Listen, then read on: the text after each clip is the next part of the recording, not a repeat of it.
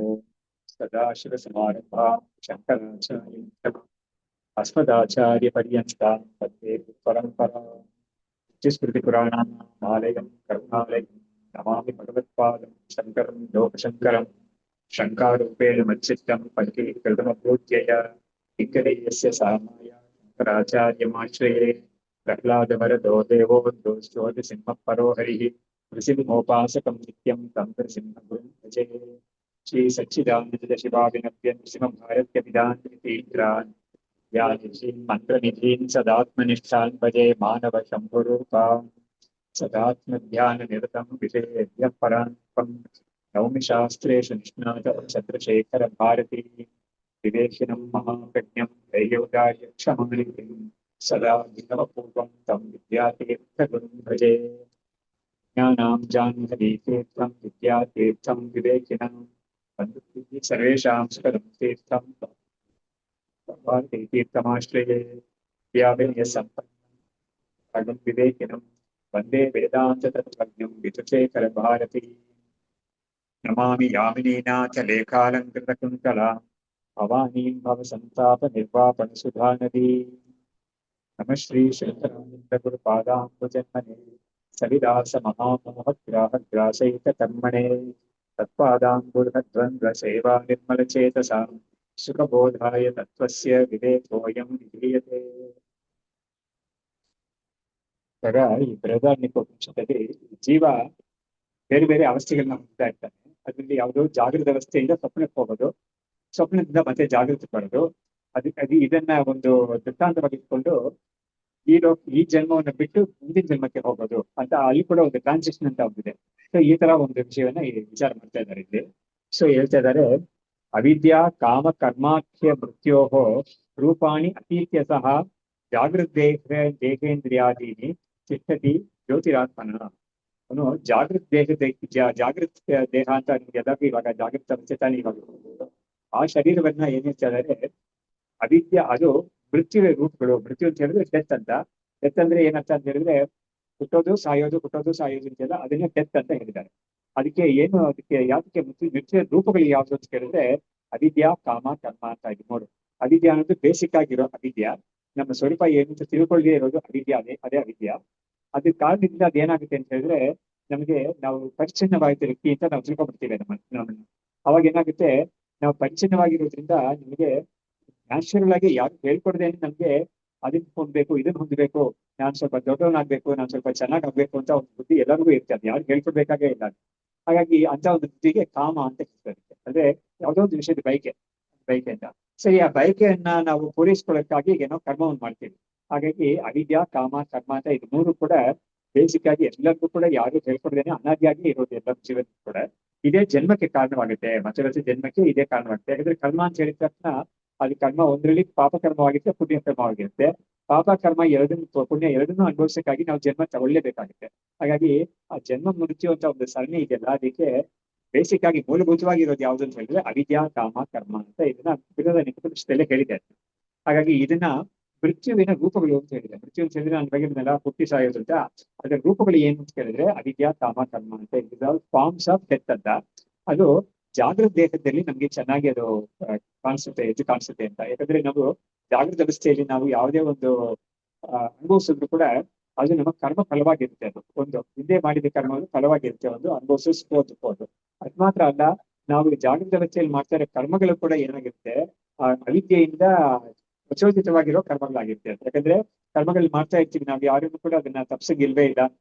ಇದರಲ್ಲಿ ಭಗವದ್ಗೀತೆಯಲ್ಲಿ 3ನೇ ಅಧ್ಯಾಯದಲ್ಲಿ ನಹಿ ಕಶ್ಚಿತ್ ಕ್ಷಣಮಪಿ ಜಾತು ತಿಷ್ಠತಿ ಅಕರ್ಮಕೃತೆ ಅಂತ ಹೇಳಿದಾನೆ. ಅಂದ್ರೆ ಒಂದೇ ಒಂದು ಕ್ಷಣ ಕೂಡ ಯಾರು ಕೂಡ ಕರ್ಮ ಮಾಡದೆ ಇರಕ್ ಆಗೋದೇ ಇಲ್ಲ ಅಂತ ಹೇಳ್ತಾರೆ. ಅದಕ್ಕೆ ಸ್ವಭಾವ ಎಲ್ಲಾ ಪ್ರಾಣಿಗಳಿಗೂ ಎಲ್ಲಾ ಮನುಷ್ಯರಿಗೂ ಕೂಡ ಸ್ವಭಾವ ಏನಾಗುತ್ತೆ ಅಂತ ಹೇಳಿದ್ರೆ ಒಂದು ಕ್ಷಣ ಕೂಡ ಯಾವುದೇ ಕರ್ಮ ಮಾಡದೆ ಇರೋದೇ ಇಲ್ಲ ಅಂತ. ಅದು ಕರ್ಮ ಅಂತ ಹೇಳಿದಾಗ ನಮ್ಗೆ 3 ಬಗೆಯಾದ ಕರ್ಮ, ಏನೋ ಮಾನಸಿಕ ಕರ್ಮ, ವಾಚಿಕ ಕರ್ಮ ಮತ್ತು ಕಾಯಿಕ ಕರ್ಮ ಅಂತ. ಸೊ ಒಂದು ವ್ಯಕ್ತಿ ಏನು ಮಾಡಿದ್ರೆ ಸುಮ್ಮನೆ ಇದ್ದಾನೆ ಅಂತ ಇದ್ರು ಕೂಡ ಅವ್ನು ಏನು ಮಾಡ್ತಾ ಇಲ್ಲ ಅಂತ ನಾವು ಅನ್ಕೊಳ್ಬಹುದು. ಆದ್ರೆ ಮನಸ್ಸಲ್ಲಿ ಏನೋ ಯೋಚನೆ ಮಾಡ್ತಾ ಇರ್ತಾನೆ, ಏನೋ ಒಂದು ಮಾಡ್ಬೇಕು ಅಂತ ಪ್ಲಾನ್ ಮಾಡ್ತಾ ಇರ್ತಾನೆ, ಸ್ಕೀಮ್ ಮಾಡ್ತಾ ಇರ್ತಾನೆ, ಅದೆಲ್ಲ ಇರ್ತದೆ. ಹಾಗಾಗಿ ಕರ್ಮ ಅನ್ನೋದು ಕಾಯಿಕ ಕರ್ಮವಾಗಿರ್ಬೋದು, ವಾಚಿಕ ಕರ್ಮ ಆಗಿರ್ಬೋದು, ಮಾನಸಿಕ ಕರ್ಮ ಆಗಿರ್ಬೋದು, ಯಾವುದೇ ಆದ್ರೂ ಕೂಡ ಕರ್ಮ ಅನ್ನೋದು ಮಾಡ್ತಾನೆ ಇರ್ತಾನೆ, ಒಂದು ವ್ಯಕ್ತಿ ಮನುಷ್ಯ ಮಾಡ್ತಾನೆ ಇರ್ತಾನೆ, ಜೀವನ ಮಾಡ್ತಾನೆ ಇರ್ತಾನೆ ಅಂತ. ಅದಕ್ಕೆ ಕೃಷ್ಣ ಹೇಳಿದ ಏನ್ ಹೇಳಿದ ಅಂದ್ರೆ ಆ ಕಾರ್ಯತೆ ಅವಶ್ಯಕ ಕರ್ಮ ಸರ್ವ ಪ್ರಕೃತಿ ಗುಣಿ. ಎಲ್ಲವನ್ನೂ ಕೂಡ ಎಲ್ಲರೂ ಕೂಡ ಕರ್ಮವನ್ನು ಮಾಡ್ತಾನೆ ಇರ್ತಾರೆ. ಯಾವ್ದ್ರಿಂದ ಪ್ರಚೋದಿತ ಮಾಡ್ತಾ ಇರ್ತಾರೆ ಅಂತ ಹೇಳಿದ್ರೆ ಅವ್ರ ನೇಚರ್, ಅವರ ಒಂದು ಪ್ರಕೃತಿ ಅಂತ ಇದೆಯಲ್ಲ, ಆ ಪ್ರಕೃತಿ ಅವ್ರನ್ನ ಮಾಡಿಸ್ತಾನೆ ಇರುತ್ತೆ, ಕರ್ಮವನ್ನು ಮಾಡಿಸ್ತಾ ಇರುತ್ತೆ. ಅದ್ ಯಾವ ಕರ್ಮ ಅಂತ ಹೇಳಿದ್ರೆ ಅದು ಅವ್ರ ಮೇಲೆ ಡಿಪೆಂಡ್ ಆಗುತ್ತೆ. ಅವನು ಸಾತ್ವಿಕನಾಗಿದ್ರೆ ಸಾತ್ವಿಕ ಕರ್ಮ ಮಾಡ್ತಾ ಇರ್ತಾನೆ, ಅದು ಕೂಡ ಖಂಡಿತ ಜನ್ಮಕ್ಕೆ ಕಾರಣವಾಗಿರುತ್ತೆ, ಅದು ಒಳ್ಳೆ ಜನ್ಮಕ್ಕೆ ಕಾರಣವಾಗಿರ್ತದೆ. ರಾಜಸಿಕ ತಾಮಸಿಕ ಅಂತ ಹೇಳಿದ್ರೆ ಖಂಡಿತ ಅದು ಕಷ್ಟವಾದ ಜನ್ಮಕ್ಕೆ, ಕ್ಷೀಣವಾದ ಜನ್ಮಕ್ಕೆ ಕಾರಣವಾಗಿರುತ್ತೆ ಅಂತ ಶಾಸ್ತ್ರದಲ್ಲಿ ಕೊಟ್ಟಿರೋ ವಿಷಯ. ಹಾಗಾಗಿ ಈ ಅವಿದ್ಯಾ, ಕಾಮ, ಕರ್ಮ ಅಂತ ಮೂರು ಕೂಡ ಮೃತ್ಯುವಿನ ರೂಪಗಳು ಅಂತ ಹೇಳಿದ್ದಾರೆ. ಇದರಿಂದ ತಪ್ಪಿಸ್ಕೋಬೇಕಾದ್ರೆ ಏನ್ ಮಾಡ್ಬೇಕಾಗುತ್ತೆ? ಫಸ್ಟ್ ಅವಿದ್ಯಾ ಅಂತ ಹೇಳಿದಾರಲ್ಲ, ಈ ಅವಿದ್ಯೆಯನ್ನ ಹೋಗ್ಲಾಡ್ಸ್ಕೋಬೇಕು. ಬಟ್ ಅವಿದ್ಯೆಯನ್ನು ಹೋಗ್ಲಾಡ್ಸ್ಕೋಬೇಕಾದ್ರೆ ಅದರ ಒಂದು ಅಲ್ಲಿ ನೇರಾಗಿ ಅದನ್ನ ಬಿಡ್ಲಿಕ್ಕೆ ಆಗಲ್ಲ ನಾವು. ಅದಕ್ಕೆ ಏನ್ ಮಾಡ್ತಾರೆ ಅಂದ್ರೆ ಒಂದು ನ್ಯಾಯ ವೇದಾಂತದಲ್ಲಿ ಕೊಟ್ಟಿದ್ದಾರೆ. ನಾವು ಕಾರ್ಯವನ್ನ ಅಡ್ರೆಸ್ ಮಾಡೋದ್ರಿಂದ ಕಾರಣವನ್ನ ನಾವು ಅಡ್ರೆಸ್ ಮಾಡಕ್ಕಾಗುತ್ತೆ ಅಂತ. ಯಾಕಂದ್ರೆ ಕಾರಣ ಅಂದ್ರೆ ತುಂಬಾ ಸೂಕ್ಷ್ಮ, ಆ ಸೂಕ್ಷ್ಮವಾದನ್ನ ನಾವು ನೋಡಕ್ ಆಗೋದಿಲ್ಲ, ತರ್ಬೇಕಾಗಿಲ್ಲ. ಅದಕ್ಕೆ ನೋಡಿ ಮೆಡಿಸಿನ್ ಅಲ್ಲಿ ಕೂಡ ಸಿಂಪ್ಟಮ್ಸ್ ಅಂತ ಹೋಗಿಲ್ಲ, ಡಿಸೀಸ್ ಅಂತ ಇರುತ್ತೆ, ಸಿಂಪ್ಟಮ್ಸ್ ಅಂತ ಇರುತ್ತೆ. ಸಿಂಪ್ಟಮ್ಸ್ ನ ಅಡ್ರೆಸ್ ಮಾಡಿದಾಗ ಡಿಸೀಸ್ ಹೋಗುತ್ತೆ ಅಂತ ಯಾವ್ದೊಂದು ನ್ಯಾಯ ಇದೆಯೋ, ನಿಯಮ ಇದೆಯೋ, ಅದೇ ತರನೇ ಇಲ್ಲೂ ಕೂಡ ಕಾರ್ಯವನ್ನ ನಾವು ಅಡ್ರೆಸ್ ಮಾಡೋದ್ರಿಂದ ಕಾರಣ ಇದು ಕಾರಣವನ್ನ ನಾವು ಸರಿ ಮಾಡ್ಬೋದು ಅಂತ. ಅವಾಗ ಕಾರ್ಯ ಅಂದ್ರೆ ಏನಿದೆ ಅಂದ್ರೆ ಸಿಂಪ್ಟಮ್ಸ್. ಸಿಂಪ್ಟಮ್ಸ್ ಏನ್ ಹೇಳಿದ್ರೆ ಆ ವ್ಯಕ್ತಿ ಯಾವ ತರ ನೇಚರ್ ಒಂದು, ಅವ್ನು ಎಂತ ಒಂದು ವ್ಯಕ್ತಿ ಆಗಿದ್ದಾನೆ, ಅವ್ನು ಯಾವ ತರ ಯೋಚನೆ ಮಾಡ್ತಾನೆ, ಯಾವ ತರ ಕರ್ಮ ಮಾಡ್ತಾನೆ, ಅವ್ನು ಏನಾಗಿದ್ದಾನೆ ಅಂತ ಅವನ್ನ ಸ್ಟಡಿ ಮಾಡ್ಕೊಂಡು, ಅದು ಏನು ಬಾಕಿಯವ್ರು ಸ್ಟಡಿ ಮಾಡ್ತಾರೆ ಅನ್ನೋದು ಇನ್ನೊಂದು ವಿಷಯ. ವೇದಾಂತ ಹೇಳುದು ಏನು ಹೇಳಿದ್ರೆ ನೀನ್ ಸ್ಟಡಿ ಮಾಡ್ಬೇಕು ಫಸ್ಟ್ ನಿನ್ನ ಅಂತ. ನೀನ್ ಸ್ಟಡಿ ಮಾಡ್ಬೇಕಾದ್ರೆ ನಾನು ಏನಾಗಿದ್ದೀನಿ ಅಂತ ನೀನ್ ಸ್ಟಡಿ ಮಾಡ್ಬೇಕು. ನಿನ್ನ ಮನಸ್ಸನ್ನ, ನಿನ್ನ ಆಕ್ಷನ್ಸ್ ನ ಎಲ್ಲರನ್ನೂ ನೀನು ವಾಚ್ ಮಾಡ್ತಾ ಇದ್ದು ನೀನು ಅದನ್ನ ಯಾವ ತರ ಇದೆ ಅಂತ ನೀನು ಅಸೆಸ್ ಮಾಡಿ ಅದನ್ನ ನೀನು ಸರಿ ಮಾಡ್ಕೋಬೇಕು ನೀನು ಅಂತ. ಹಾಗಾಗಿ ಸರಿ ಮಾಡ್ಕೋಬೇಕು ಅಂತ ಹೇಳಿದ್ರೆ ನಮ್ಗೆ ಫಸ್ಟ್ ಅದ್ರ ಬಗ್ಗೆ ಒಂದು ಮಾಹಿತಿ ಬೇಕಲ್ಲ, ಇನ್ಫಾರ್ಮೇಶನ್ ಬೇಕಲ್ಲ. ಅದೇ ಈ ಶ್ರವಣ ಮನನ ನಿತ್ಯಾಸ ಅಂತ ಯಾವ್ದಿದೆಯೋ, ಶ್ರವಣಕ್ಕೆ ನಾವು ಹೋದಾಗ ನಮ್ಗೆ ಗೊತ್ತಾಗುತ್ತೆ ಆಮೇಲೆ ಏನೇನು ಜನರ ನೇಚರ್ ಏನಾಗಿದೆ, ನಮ್ಮ ನೇಚರ್ ಏನಾಗಿದೆ ಮುಖ್ಯವಾಗಿ ಅಂತ ನಾವು ನಮ್ಮನ್ನ ಪರೀಕ್ಷೆ ಮಾಡ್ಕೊಂಡು ನೋಡ್ತೀವಿ. ಇಂಥ ವಿಷಯಗಳೆಲ್ಲ ಸೇರ್ಸೇನೆ ಭಗವದ್ಗೀತೆಯಲ್ಲಿ ಉದ್ಧರೇದ್ ಆತ್ಮನಾತ್ಮಾನಂ ಅಂತ ಹೇಳಿದ್ದಾರೆ. ಒಬ್ಬನ್ನ ನಾವು ಅವನು ಉದ್ಧಾರ ಮಾಡ್ಕೋಬೇಕು. ಅದು ಬೇರೆ ಯಾರೋ ಬಂದು ನಿನ್ನ ಉದ್ಧಾರ ಮಾಡ್ತಲ್ಲ, ಅವ್ರು ಗೈಡೆನ್ಸ್ ಕೊಡ್ಬೋದು, ಆದ್ರೆ ಕೊನೆಯಲ್ಲಿ ಮಾಡ್ಬೇಕಾದ್ರೆ ನಿನ್ನ ಉದ್ಧಾರ ಮಾಡ್ಕೋಬೇಕು ನೀನು ಅಂತ. ನಿನ್ನ ನೀನೇ ಉದ್ಧಾರ ಮಾಡ್ಕೋಬೇಕು ಅಂತ. ಅದಕ್ಕೆ ಬಾಕಿಯವರು ಸಹಾಯ ಕೊಡ್ಬೋದು, ಸಹಕಾರ ಕೊಡ್ಬೋದು. ಆದ್ರೆ ನಾನೇ ಮಾಡ್ತೀನಿ ಅಂತ ಹೇಳಿದ್ರೆ ಕೂಡ ಅದಾಗೋದಿಲ್ಲ. ಸಹಕಾರ ಪಡ್ಕೊಂಡು ಕೊನೆಯಲ್ಲಿ ಮಾಡ್ಬೇಕಾದ್ ನಾನೇ. ಇದಕ್ಕೆ ಇಂಗ್ಲಿಷ್ ಅಲ್ಲಿ ಒಂದು ಗಾದೆ ಇದೆಯಲ್ಲ, 100 men can bring a horse to the water, not even 1,000 men can make it drink the water ಅಂತ. ಸೊ ಕೊನೆಯಲ್ಲಿ ಎಲ್ಲರೂ ಇದು ಮಾಡ್ಬೋದು, ಕ್ಲಾಸಿಗೆ ಬರ್ಸ್ಬೋದು, ಎಲ್ಲ ಮಾಡ್ಬೋದು. ಆದ್ರೆ ಕೊನೆಯಲ್ಲಿ ಕ್ಲಾಸಲ್ಲಿ ಹೇಳಿದ ವಿಷಯಗಳನ್ನ ನಾವು ಇಂಪ್ಲಿಮೆಂಟ್ ಮಾಡ್ಬೇಕಾದ್ರೆ ಕೊನೆಯಲ್ಲಿ ಅವ್ರು ಬೇಕಾದನ್ನ ವಾಕ್ಯ ತೋರಿಸ್ಕೊಡ್ತಾರೆ ಅಷ್ಟೇನೆ, ಅವ್ರಿಗೆ ಮಾಡ್ಬೇಕಾಗುತ್ತೆ. ಇದೆಲ್ಲ ಅದು ಎಲ್ಲಾ ಕಡೆ ಕೂಡ ವಿಷಯ ಆಗಿದೆ. ಹಾಗಾಗಿ ಇಲ್ಲಿ ಜಾಗೃತಿ ದೇಹೇಂದ್ರಿಯಾದಿ ತಿಷ್ಠಂತಿ ಜ್ಯೋತಿರಾತ್ಮನ ಅಂದ್ರೆ ಏನಾಗ್ತದೆ, ಇವನು ಈ ಜಾಗೃತ ಅವಸ್ಥೆಯಿಂದ ಇದು ಸ್ವಪ್ನಾವಸ್ಥೆಗೆ ಹೋಗುವಾಗ ಈ ಸ್ಥೂಲ ಶರೀರ, ಸ್ಥೂಲ ಇಂದ್ರಿಯಗಳು ಇದೆಲ್ಲ ಬಿಟ್ಬಿಟ್ಟು ಅವನು ಸ್ವಪ್ನಾವಸ್ಥೆಯನ್ನ ಅನುಭವಿಸಕ್ಕೆ ಆ ಸೂಕ್ಷ್ಮವಾದ ಒಂದು ವಾಸನಾಮಯವಾದ ಒಂದು ಶರೀರವನ್ನ ಅಲ್ಲಿ ಆ ಸ್ವಪ್ನ ಕ್ರಿಯೇಟ್ ಮಾಡುತ್ತೆ ಅವನಿಗೆ. ಆ ತರ ಇರ್ತಾನೆ. ಇವನ್ ಮಳಿಗೆ ಇರ್ತಾನ, ಅವನಲ್ಲಿ ಏನ್ ಚೇಂಜಸ್ ಇರೋದಿಲ್ಲ. ಆದ್ರೆ ಅಲ್ಲಿ ಏನಾಗುತ್ತೆ ಅಂತ ಹೇಳಿದ್ರೆ, ಯಾವುದೇ ಎಚ್ಚರಾವಸ್ಥೆಯನ್ನ ಯಾವ ಒಂದು ಸ್ಥೂಲ ಶರೀರ, ಸ್ಥೂಲ ಇದನ್ನ ಇಟ್ಕೊಂಡು ಅವನು ಎಚ್ಚರಾವಸ್ಥೆ ಅನುಭವಿಸ್ತಾ ಇದ್ನೋ, ಅವನು ಇವಾಗ ಏನಾಗ್ತಾನೆ, ಅವನು ನಿದ್ರಾವಸ್ಥೆ ಅಂತ ಅವ್ನು ಬರ್ತೇನೆ, ನಿದ್ರಾ ಅಂತ ಒಂದು ದೋಷ ಬರುತ್ತೆ. ಹಾಗಿತ್ತೆ ಇವನಿಗೆ ಬಾಡಿ, ಸ್ಥೂಲ ಶರೀರ, ಇಂದ್ರಿಯ ಇವುಗಳಲ್ಲಿ ಇರುತ್ತೆ, ಹೋಗಿ ಅವನು ಮನಸ್ಸು ಮಾತ್ರ ಅವನು ಇಟ್ಕೊಂಡಿರ್ತಾನೆ. ಅವಾಗ ಮನಸ್ಸು ಏನ್ ಮಾಡುತ್ತೆ, ಮನಸ್ಸಲ್ಲಿ ಇದ್ದಾರೆ ಸಬ್ ಕಾನ್ಶಿಯಸ್ ಅಂತ ಹೇಳ್ತಿರ್ತಲ್ಲ, ಆ ಲೆವೆಲ್ ಅಲ್ಲಿ ಹಿಂದೆ ಮಾಡಿರೋ ಆಕ್ಷನ್ಸ್ ಎಲ್ಲ ವಾಸನಾ ಸರಿ ಇರುತ್ತೆ, ಅದು ಉದ್ಬೋಧ ಆಗುತ್ತೆ. ಅದು ಉದ್ಬೋಧ ಆಗಕ್ಕೆ ಕೂಡ ಕಾರಣ ಶಾಸ್ತ್ರ ಹೇಳಿದೆ. ಯಾಕೆಂದ್ರೆ ಯದ್ವಾತ ದಿನ ಆಗೋದಿಲ್ಲ. ಅದು ಇವನ್ ಕರ್ಮ ಯಾವ ತರ ಇದೆ ಇವಾಗ ನೋಡ್ಕೊಂಡು ಸ್ವಪ್ನದಲ್ಲಿ ಕೂಡ ಕೆಲವು ಕರ್ಮಗಳನ್ನ ನಾವು ಅನುಭವಿಸಿ ತಿಳಿಸ್ಕೊಡ್ತೀವಿ. ಹಾಗಾಗಿ ಅವ್ನು ಯಾವ ತರ ಒಂದು ಭೋಗ ಅವನಿಗೆ ಸಿಗ್ಬೇಕು ಸ್ವಪ್ನದಲ್ಲಿ, ಅದು ಕಷ್ಟವಾದ ಭೋಗವೋ ಸುಖ ಭೋಗವೋ ಯಾವುದೇ ಆದ್ರೂ ಕೂಡ ಅದಕ್ಕೆ ತಕ್ಕನಾಗಿರೋ ಒಂದು ಶರೀರ ಇಂದ್ರಿಯ ಸರ್ಕಮ್ಸ್ಟೆನ್ಸಸ್ ಎಲ್ಲವನ್ನೂ ಕೂಡ ಈ ಮನಸ್ಸು ಸೃಷ್ಟಿ ಮಾಡ್ಬಿಡ್ತೇವೆ. ಸೊ ಹೀಗೆ ಸ್ವಪ್ನಕ್ಕೆ ಹೋಗ್ತಾನೆ ಅಂತ ಹೇಳಿ ಹೀಗೆ ಇಟ್ಕೊಂಡು ಅವನು ಸರಿ ಅವನಾಗ್ತಾನೆ. ಅವ್ನು ಸ್ವಪ್ನಕ್ಕೆ ಹೋದಾಗ ಅವನು ಇದನ್ನೆಲ್ಲ ಅನುಭವಿಸ್ತಾನೆ ಅಂತ ಇರೋದು. ಬಟ್ ಅವ್ನ ಸ್ವರೂಪ ಎಂತಾಗಿದ್ದಾಗತ್ತೆ ಅಂತ ಹೇಳಿದ್ರೆ ಅವನು ಜ್ಯೋತಿರಾತ್ಮನ ಅಂತ ಹೇಳ್ತಾರೆ. ಅಂದ್ರೆ ಏನಂತ ಅಂತ ಹೇಳಿದ್ರೆ ಈ ಉಪನಿಷತ್ತು ನಾವು ಹಿಂದೆ ಒಂದ್ಸತಿ ಹೇಳಿದ್ದೀವಿ, ಮತ್ತೆ ಅದನ್ನ ನೆನ್ಸ್ಕೊಳ್ಳೋದು ಒಳ್ಳೇದು. ಈ ಇಲ್ಲಿ ಬರ್ತಾ ಇರೋ ಕೆಲವು ಶ್ಲೋಕಗಳೆಲ್ಲ ಎಲ್ಲಿಗೆ ಲೀಡ್ ಆಗ್ತದೆ ಅಂತ ಹೇಳಿದ್ರೆ, ಆ ಸ್ವಪ್ನಾವಸ್ಥೆಯಲ್ಲಿ ಒಬ್ಬ ತನ್ನ ಒಂದು ತಾನು ಜ್ಯೋತಿ ಸ್ವರೂಪನಾಗಿರ್ತಾನೆ ಅಂತ. ಯಾವ್ದಕ್ಕೆ ಅದನ್ನ ಹೇಳ್ತಾರೆ ಅಂತ ಹೇಳಿದ್ರೆ, ಸ್ವಪ್ನವನ್ನ ನಾವು ಕಾಣ್ತೀವಿ. ಕಾಣ್ತೀವಿ ಇದ್ರೇನು, ಈ ಕಾಣ್ತಾ ಸ್ವಪ್ನವನ್ನ ಅನುಭವಿಸ್ತೀವಿ ಅಂತ ಹೇಳಿ. ಈ ಸ್ವಪ್ನವನ್ನ ಅನುಭವಿಸ್ಬೇಕಾದ್ರೆ ನಮ್ಗೆ ಯಾವುದೇ ಒಂದು ಅನುಭವ ಬೇಕಾದ್ರೆ ಕೂಡ ಅಲ್ಲಿಗೆ ಒಂದು ಬೆಳಕು ಬೇಕು. ಅದು ಫಿಸಿಕಲ್ ಲೈಟ್ ಅನ್ನೋದು ಸೆಕೆಂಡ್ರಿ. ಅದಕ್ಕಿಂತ ಪ್ರೈಮರಿ ಆಗಿರೋ ಲೈಟ್ ಬಂದು ನಮ್ಮ ಕಾನ್ಶಿಯಸ್ನೆಸ್ ಅಂತ ಒಂದು ಲೈಟ್ ಇದೆಯಲ್ಲ, ಅದಿದ್ರೆ ನಮ್ಗೆ ಅನುಭವ ಅಂತ ಬರೋದು. ಹಾಗಾಗಿ ಅಂತ ಅನುಭವ ನಿನಗೆ ಸ್ವಪ್ನದಲ್ಲಿ ನೀನು ಬೇಕಾದಷ್ಟು ವಸ್ತುಗಳಲ್ಲಿ ನೋಡಿದ್ಯಾ, ಹಿಂಚಿನ ಇವೆಂಟ್ಸ್ ಎಲ್ಲ ಬೇಕಾದಷ್ಟು ನಡೆದಿದ್ಯಾ, ಅದೆಲ್ಲ ನೀನು ಅನುಭವಿಸಿದ್ಯಾ, ಮಲಗಿದವಾಗ ಅನುಭವಿಸಿದ್ಯಾ. ಅದನ್ನೆಲ್ಲ ಇಲ್ಯುಮಿನೇಟ್ ಮಾಡಿದ್ ಯಾರು ಅಂತ ಒಂದು ಪ್ರಶ್ನೆ ಮಾಡ್ತಾರೆ. ಜ್ಯೋತಿ ಬ್ರಾಹ್ಮಣ ಅಂದ್ರೆ ಅದೇ ವಿಷಯ. ಅವಾಗ ಅದನ್ನೆಲ್ಲ ಇಲ್ಯುಮಿನೇಟ್ ಮಾಡಿದ್ ಯಾವ್ದು ಅಂತ ಕೇಳಿದಾಗ ಯಾಕೆ ಈ ಪ್ರಶ್ನೆ ಬರುತ್ತೆ ಅಂತ ನಮ್ಗೆ ಅನ್ನಿಸ್ಬೋದು. ಇವಾಗ ನೋಡಿ, ನಮ್ಗೆ ಎಕ್ಸಸೈಸ್ ಇದ್ದಾಗ ಇದನ್ನೆಲ್ಲ ನಾವು ಇವಾಗ ನಡೀತಾ ಇರೋ ಒಂದು ವಿಷಯಗಳನ್ನೆಲ್ಲ ನಾವು ಯಾವ್ದ್ರಿಂದ ಅನುಭವಿಸ್ತಾ ಇದ್ದೀವಿ ಅಂತ ಪ್ರಶ್ನೆ ನಮ್ಗೆ ಬಂದಿರಲ್ಲ. ನಮಗೆ ವಾಸ್ತವ ಬಂದಿರಲ್ಲ. ಅದು ಬೆಳಕಿದೆ, ಬೆಳಕಲ್ಲಿ ಇದೆಲ್ಲ ಮಾಡ್ತಾ ಇದ್ವಿ. ಕತ್ತಲೆ ಇದ್ರೆ ಕತ್ತಲೆ ಮಾಡಕ್ ಆಗೋದಿಲ್ಲ, ಬೆಳಕಿದೆ ಅದರಿಂದ ನಾವು ಇದೆಲ್ಲ ಮಾಡ್ತಾ ಇದ್ದೀವಿ ಅಂತ ನಾವು ಅನ್ಕೊಂಡು ಸುಮ್ಮನೆ ಬಿಡ್ತೀವಿ. ಆದ್ರೆ ಉಪನಿಷತ್ತಿಗೆ ಏನು ಉದ್ದೇಶ ಅಂತ ಹೇಳಿದ್ರೆ, ನಾವು ನಮ್ಮ ಒಂದು ಆತ್ಮ ಸ್ವರೂಪದ ಒಂದು ಬೆಳಕಿದೆಯಲ್ಲ, ಅದರಿಂದಲೇ ಇದೆಲ್ಲ ಕೂಡ ನಡೀತಾ ಇದೆ, ಅದರಿಂದಲೇ ನಾವು ಇದೆಲ್ಲ ಅನುಭವಿಸ್ತಾ ಇದೀವಿ ಅಂತ ಕೇಳ್ಬೇಕು. ಅದಕ್ಕೆ ಉದ್ದೇಶ. ಆದ್ರೆ ಅದಕ್ಕೆ ಜಾಗೃತ ಅವಸ್ಥೆಯಲ್ಲಿ ತಗೊಂಡು ಅದನ್ನ ಹೇಳಿದ್ರೆ ಅವಾಗ ಏನಾಗುತ್ತೆ ಹೇಳ್ತಾರ, ಸೂರ್ಯನ ಬೆಳಕಿದೆ ಅಥವಾ ಬೇರೆ ಏನೋ ಬೆಳಕಿದೆ, ಅದರಿಂದ ಆಗ್ತಾ ಇದೆ ಅಂತ ನಾವ್ ಹೇಳ್ಬಿಟ್ಟು ಆತ್ಮ ತನಕ ನಾವು ಹೋಗಕ್ಕೆ ಇಷ್ಟಪಡೋದೇ ಇಲ್ಲ. ಅದ್ರ ಆಗುತ್ತೆ. ಅದರಿಂದ ಉಪನಿಷತ್ತು ಮತ್ತೆ ಒಂದು ಉಪಾಯ ಮಾಡುತ್ತೆ. ತುಂಬಾ ಇಂಜಿನಿಯಸ್ ಮೆಥಡ್ ಇಟ್ಕೊಂಡಿದೆ. ಏನ್ ಮಾಡುತ್ತೆ ಅಂದ್ರೆ, ನೋಡು, ಸ್ವಪ್ನಾವಸ್ಥೆ ಅಂತ ಒಂದಿದೆಯಲ್ಲ, ಅದನ್ನ ವಿಚಾರ ಮಾಡಿ ನೋಡು. ಸ್ವಪ್ನಾವಸ್ಥೆಯಲ್ಲಿ ನೀನ್ ಏನೇನು ಆಗ್ತಾ ಇದೆಯೋ ಅದೆಲ್ಲವೂ ಕೂಡ ಅಲ್ಲಿ ಯಾವ ಬೆಳಕಿದೆ. ಯಾಕಂದ್ರೆ ನೋಡಿ, ಅಲ್ಲಿ ಸೂರ್ಯ ಚಂದ್ರ ಬೆಳಕು ಹೇಳಕ್ಕಾಗಲ್ಲ. ಯಾಕಂದ್ರೆ ಕಣ್ಣು ಮುಚ್ಕೊಂಡಿದ್ದಾನೆ. ಮಲ್ಗಿರೋನು ಕಣ್ಣು ಮುಚ್ಕೊಂಡಿದ್ದಾನೆ. ಅದರಿಂದ ಸೂರ್ಯ ಚಂದ್ರ ಬೆಳಕೆಲ್ಲ ಅವ್ನಿಗೆ ರೆಕಗ್ನೈಸ್ ಮಾಡಕ್ ಆಗೋದೇ ಇಲ್ಲ. ಒಂದ್ ವೇಳೆ ನಾವು ಈ ತರ ಆರ್ಗ್ಯೂ ಮಾಡ್ಬೋದು, ಸ್ವಪ್ನದಲ್ಲಿ ನಮ್ಗೆ ಒಂದು ಎವೆಂಟ್ ನೋಡ್ತೀವಲ್ಲ, ಅದು ಕೂಡ ಯಾವ್ದೊಂದು ಹಗಲೊತ್ತಾಗಿರುತ್ತೆ, ರಾತ್ರಿ ಹೊತ್ತಾಗಿರುತ್ತೆ. ಅವಾಗ ಕೂಡ ಏನಾಗಿರುತ್ತೆ, ಆ ಸ್ವಪ್ನದಲ್ಲಿ ಆಗ್ತಾ ಇರೋ ಒಂದು ಇವೆಂಟ್ಗೆ ಸೂರ್ಯನ ಬೆಳಕು ಸ್ವಪ್ನ ಬೆಳಕು ಇರುತ್ತೆ. ಯಾಕಂದ್ರೆ ಆ ಸ್ವಪ್ನ ಏನ್ ಮಾಡಿರುತ್ತೆ, ಆ ಸೂರ್ಯನ ಚೆನ್ನಾಗಿ ಕಲ್ಪನೆ ಮಾಡಿರುತ್ತೆ. ಅದು ಕೂಡ ಇದನ್ನು ಕೂಡ ಈ ಉದ್ದೇಶ ಏನ್ ಹೇಳಿದ್ರೆ, ಅಷ್ಟನ್ನು ಸೇರಿಸಿ ಅಲಾಂಗ್ ವಿತ್ ಅಲ್ಲಿ ಏನೇನು ಇವೆಂಟ್ಸ್ ನೋಡಿದ್ಯೋ ಅದನ್ನೆಲ್ಲ ಯಾವ್ದು ಇಲ್ಯುಮಿನೇಟ್ ಮಾಡ್ತೋ ಅದನ್ನೆಲ್ಲ ಸೇರಿಸಿ ಇಲ್ಯುಮಿನೇಟ್ ಮಾಡಿದ್ ಯಾವ್ದು ಅಂತ ಉದ್ದೇಶ ಆಗಿದೆ. ಅವಾಗ ಏನಾಗುತ್ತೆ, ಅದಕ್ಕೆ ಲೆವೆಲ್ ಹೈಯರ್ ಹೋಗ್ಬೇಕಾಗುತ್ತೆ. ಆ ಹೈಯರ್ ಲೆವೆಲ್ ಯಾವ್ದು ಅಂತ ಕೇಳಿದ್ರೆ, ನೀನು ನಿನ್ನ ಒಂದು ಆತ್ಮಜ್ಯೋತಿಸಿಂದಲೇ ಅದನ್ನೆಲ್ಲ ಬೆಳೆಸಿದ್ಯಾ ನೀನು ಅಂತ ಕೊನೆಗೆ ಹೇಳ್ಬೇಕಾಗಿದೆ. ಹಾಗಾಗಿ ನೀನು ಯಾರೋ ಮಲಗಿ ನೀನು ಹಾಸಿಗೆಯಲ್ಲಿ ಮಲ್ಕೊಂಡು ಈ ಸ್ವಪ್ನವನ್ನು ಕಾಣ್ತಾ ಇದೆಯಲ್ಲ, ನೀನು ಆ ಸ್ವಪ್ನವನ್ನು ಕಾಣೋ ಸಮಯದಲ್ಲಿ ಆ ಸ್ವಪ್ನವೆಲ್ಲ ಯಾವ ಒಂದು ಶಕ್ತಿಯಿಂದ, ಯಾವ್ದು ಚೈತನ್ಯ ನಿಂಗೆ ಅರಿವು ಆಯ್ತೋ, ಆ ಚೈತನ್ಯ ಸ್ವರೂಪ ನೀನೇ. ನೀನೇ ಆ ಚೈತನ್ಯ ಸ್ವರೂಪ. ನೀನು ಆ ಸ್ವರೂಪದಿಂದಲೇ ಅದನ್ನೆಲ್ಲ ಇಲ್ಯುಮಿನೇಟ್ ಮಾಡಿದ್ಯಾ ನೀನು ಅಂತ ಹೇಳುತ್ತೆ. ಆವಾಗ ನಮ್ಗೆ ಒಪ್ಕೊಳ್ಬೇಕಾಗುತ್ತೆ, ಬೇರೆ ದಾರಿ ಇಲ್ಲ. ಯಾಕಂದ್ರೆ ಅಲ್ಲಿ ನಾನು ಸೂರ್ಯ ಬೆಳಕು ಚಂದ್ರನ ಬೆಳಕಲ್ಲಕ್ಕೆ ಬರೋದಿಲ್ಲ.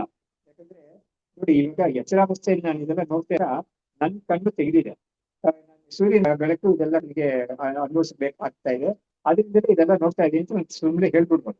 ಅದೇ ಸ್ವಪ್ನದಲ್ಲಿ ಏನಾಗಿದೆ, ಕಣ್ಣು ಮುಚ್ಕೊಂಡಿದ್ಯಾ, ಕಣ್ಣು ಮುಚ್ಕೊಂಡಿದ್ಯಾ. ಸ್ವಪ್ನದಲ್ಲಿ ಆಗಿರೋ ವಿಷಯ ನೀನು ಹೇಗೆ ನೀನು ಅಷ್ಟನ್ನು ನೋಡಿದೆ ಅಂದ್ರೆ ಯಾವ್ದ್ರಿಂದ ನೋಡಿದ್ರೆ ಕಣ್ಣಿಂದ ನೋಡಿಲ್ಲ. ಖಂಡಿತ ನಿನ್ನ ಆತ್ಮಸ್ವರೂಪಿನ ಜ್ಯೋತಿಸಿ ಅದನ್ನ ಬೆಳಗಿದೆ. ಅದರಿಂದ ಇನ್ನೂ ಕೂಡ ಒಂದು ಸ್ವಾರಸ್ಯ ಏನಿದೆ ಅಂತ ಹೇಳಿದ್ರೆ, ಎಚ್ಚರಾವಸ್ಥೆಯಲ್ಲೂ ಹಾಗೆ ಇರೋದು ಹೇಳಕ್ ಬರ್ತಾ ಇದೆ ಕೊನೆಯಲ್ಲಿ. ಅವಾಗ ನೋಡಿ, ನಾವು ಎಚ್ಚರಾವಸ್ಥೆಯಲ್ಲಿ ಯಾವ ಸೂರ್ಯ ಚಂದ್ರ ಎಲ್ಲವೂ ಕೂಡ ಇದನ್ನೆಲ್ಲ ಬೆಳಗ್ತಾ ಇದೆಯೋ, ಆ ಸೂರ್ಯ ಚಂದ್ರನೆಲ್ಲ ಕೂಡ ಬೆಳಗೋದಿ ನಾನೇನೆ. ವಾಸ್ತವವಾಗಿ ನಾನು ಚೇತನಾಗಿರೋ ನಾನೇನೆ ಸೂರ್ಯ ಚಂದ್ರನ ಕೂಡ ಬೆಳಗಿದ್ದೀನಿ. ಆದ್ರೆ ನಾನು ಈ ಮೇದಲ್ಲಿ ವ್ಯವಸ್ಥೆಯಲ್ಲಿ ಅದನ್ನ ಅಪೇಟ್ ಮಾಡಕ್ ಇಲ್ಲ. ಸ್ವಪ್ನದಲ್ಲಿ ಹೇಳಿದಾಗ ನಮ್ಗೆ, ಸ್ವಪ್ನದಲ್ಲಿ ಯಾವ್ದು ಸೂರ್ಯ ಚಂದ್ರ ಬೆಳಗ ನೀನು ಅದೆಲ್ಲ ನೋಡಿದ್ಯೋ, ಸೇರಿಸ್ಕೊಂಡು ನೀನು ಯಾವ್ದನ್ನ ನೋಡಿದೆ, ಯಾವ್ದನ್ನ ಇಲ್ಯುಮಿನೇಟ್ ಮಾಡಿದ್ಯಾ ಅಂತ ಹೇಳಿದ್ರೆ, ನಿನ್ನ ಆತ್ಮಜ್ಯೋತಿಯಲ್ಲಿ ನೀನು ನೋಡಿದ್ಯಾ ನೀನು ಅಂತ. ಸೊ ನಿನ್ಗೆ ಇಷ್ಟ ಇದೆಯೋ ಇಲ್ಲ, ನಿನ್ಗೆ ಬೇಕೋ ಬೇಡವೋ, ಖಂಡಿತ ಅದಾಗಿ ಅಂತ ಕೇಳಿದ್ರೆ ನಿನ್ನ ಆಲೋಚಿಸಿದಲ್ಲಿ ಅದೆಲ್ಲ ಕೂಡ ನಿನಗೆ ಕಾಣಿಸಿತು ಅಂತ ಹೇಳ್ತಾರೆ.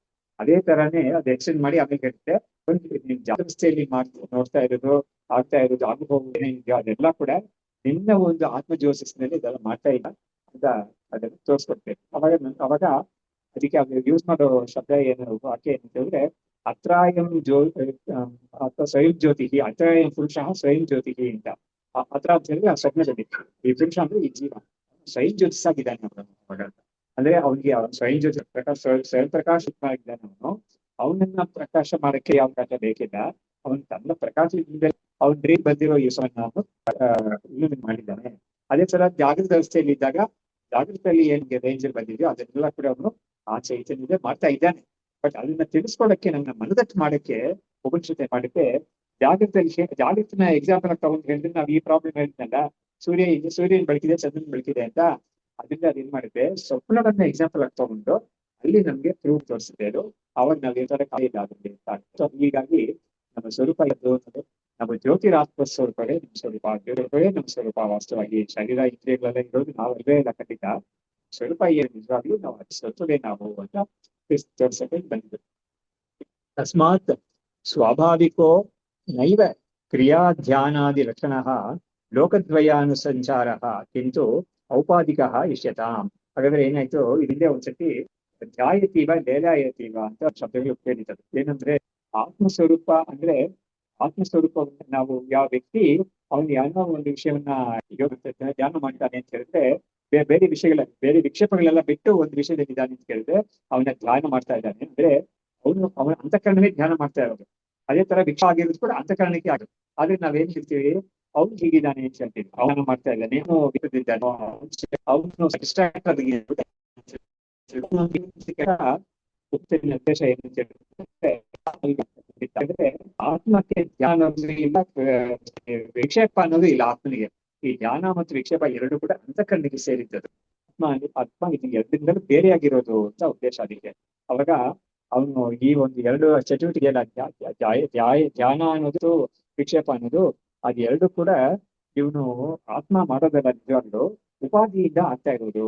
ಯಾವ್ದು ಉಪಾಧಿ? ಅಂತಃಕರಣ ಉಪಾಧಿ. ಅದ್ರ ಜೊತೆಗೆ ಇವನು ಐಡೆಂಟಿಫೈ ಮಾಡ್ಕೊಡ ಅವನಿಗೆ ಎರಡು ಕೂಡ ಆಗುತ್ತೆ ಹೊರತು ಸ್ವತಃ ಆತ್ಮನಿಗೆ ಯಾವುದು ಇಲ್ಲೇ ಇಲ್ಲ, ಎರಡು ಕೂಡ ಇಲ್ಲೇ ಇಲ್ಲ. ಅದಕ್ಕೆ beyond that, beyond even focusing ಆಗಿದೆ, ಇದು ಧ್ಯಾನಕ್ಕಿಂತ ಇರೋದು ಆತ್ಮ ಅಂತ ಅದನ್ನು ನಮಗೆ ತೋರಿಸೋದು. ಜಾಗೃದೇಹಾದಿಕಂ ಮೃತ್ಯೋಃ ರೂಪಂ ಸ್ವಪ್ನೆ ಅತಿವರ್ತತಾಂ ಜನ್ಮಾಂತರಂ ಇತಿ ಏವಂ ಆಶಂಕ್ಯ ಉಕ್ತಂ ಸ್ವಸಭಾ ಇತಿ. ಇವಾಗ ಇನ್ನೊಂದು ಪ್ರಶ್ನೆ ಏನಾಗುತ್ತೆ ಅಂತ ಹೇಳಿದ್ರೆ, ನೋಡು, ಜಾಗೃತ ದೇಹಾದಿಗಳೆಲ್ಲ ಬಿಟ್ಟು ಒಬ್ಬ ಸ್ವಪ್ನದಲ್ಲಿ ಅವನು ಇದೆಲ್ಲ ದಾಟಿ ಹೋಗ್ತಾ ಒಪ್ಕೊಳ್ಳ. ಯಾಕಂದ್ರೆ ನಮ್ಗೆ ಅನುಭವದಲ್ಲೇ ಇದೆ. ಸ್ವಪ್ನದಲ್ಲಿ ಅವನು ಸ್ವಪ್ನ ಕಾಣ್ತಾ ಇರೋ ಅವನಿಗೆ ಈ ಜಾಗೃತೆ ಒಂದು ಈ ಸ್ಥೂಲ ಶರೀರದ ಒಂದು ಪ್ರಜ್ಞೆ ಇರೋದಿಲ್ಲ. ಆಮೇಲೆ ಸ್ಥೂಲ ಸಂಬಂಧಪಟ್ಟ ಇಂದ್ರಿಯಗಳ ಪ್ರಜ್ಞೆ ಕೂಡ ಅವನಿಗೆ ಇರೋದಿಲ್ಲ ಅನ್ನೋದು ಎಲ್ಲರೂ ಒಪ್ಪೋದು.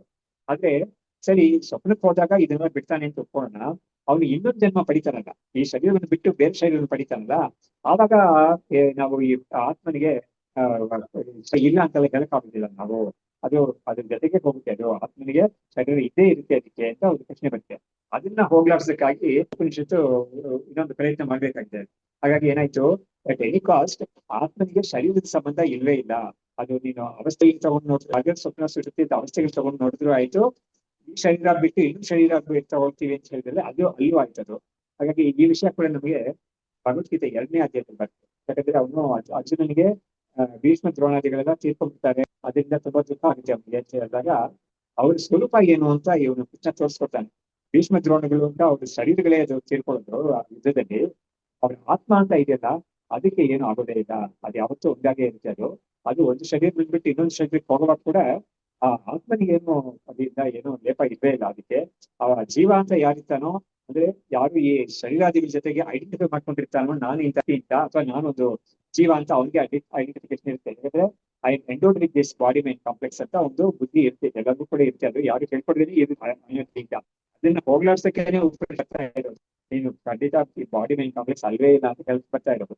ಹಾಗಾಗಿ ಆತ್ಮ ಅನ್ನೋದಕ್ಕೆ ಅಜ್ಞಾನದಿಂದ ಈ ಶರೀರ ಇಲ್ಲಿ ನಾನು ಅಂತ ಬುದ್ಧಿ ಬಂದಿರ್ತದ, ಅದನ್ನ ಬಿಡಿಸಿ ತೋರಿಸ್ಬೇಕು. ಹಾಗಾಗಿ ಆತ್ಮನಿಗೆ ಯಾವುದೇ ಕಾಲದಲ್ಲಿ ಯಾವುದೇ ಅವಸ್ಥೆಯಲ್ಲೂ ಕೂಡ ಈ ಶರೀರಾದಿಗಳ ಜೊತೆಗೆ ಅದಕ್ಕೆ ಸಂಬಂಧ ಅನ್ನೋದು ಖಂಡಿತ ಇಲ್ವೇ ಇಲ್ಲ. ಅದನ್ನ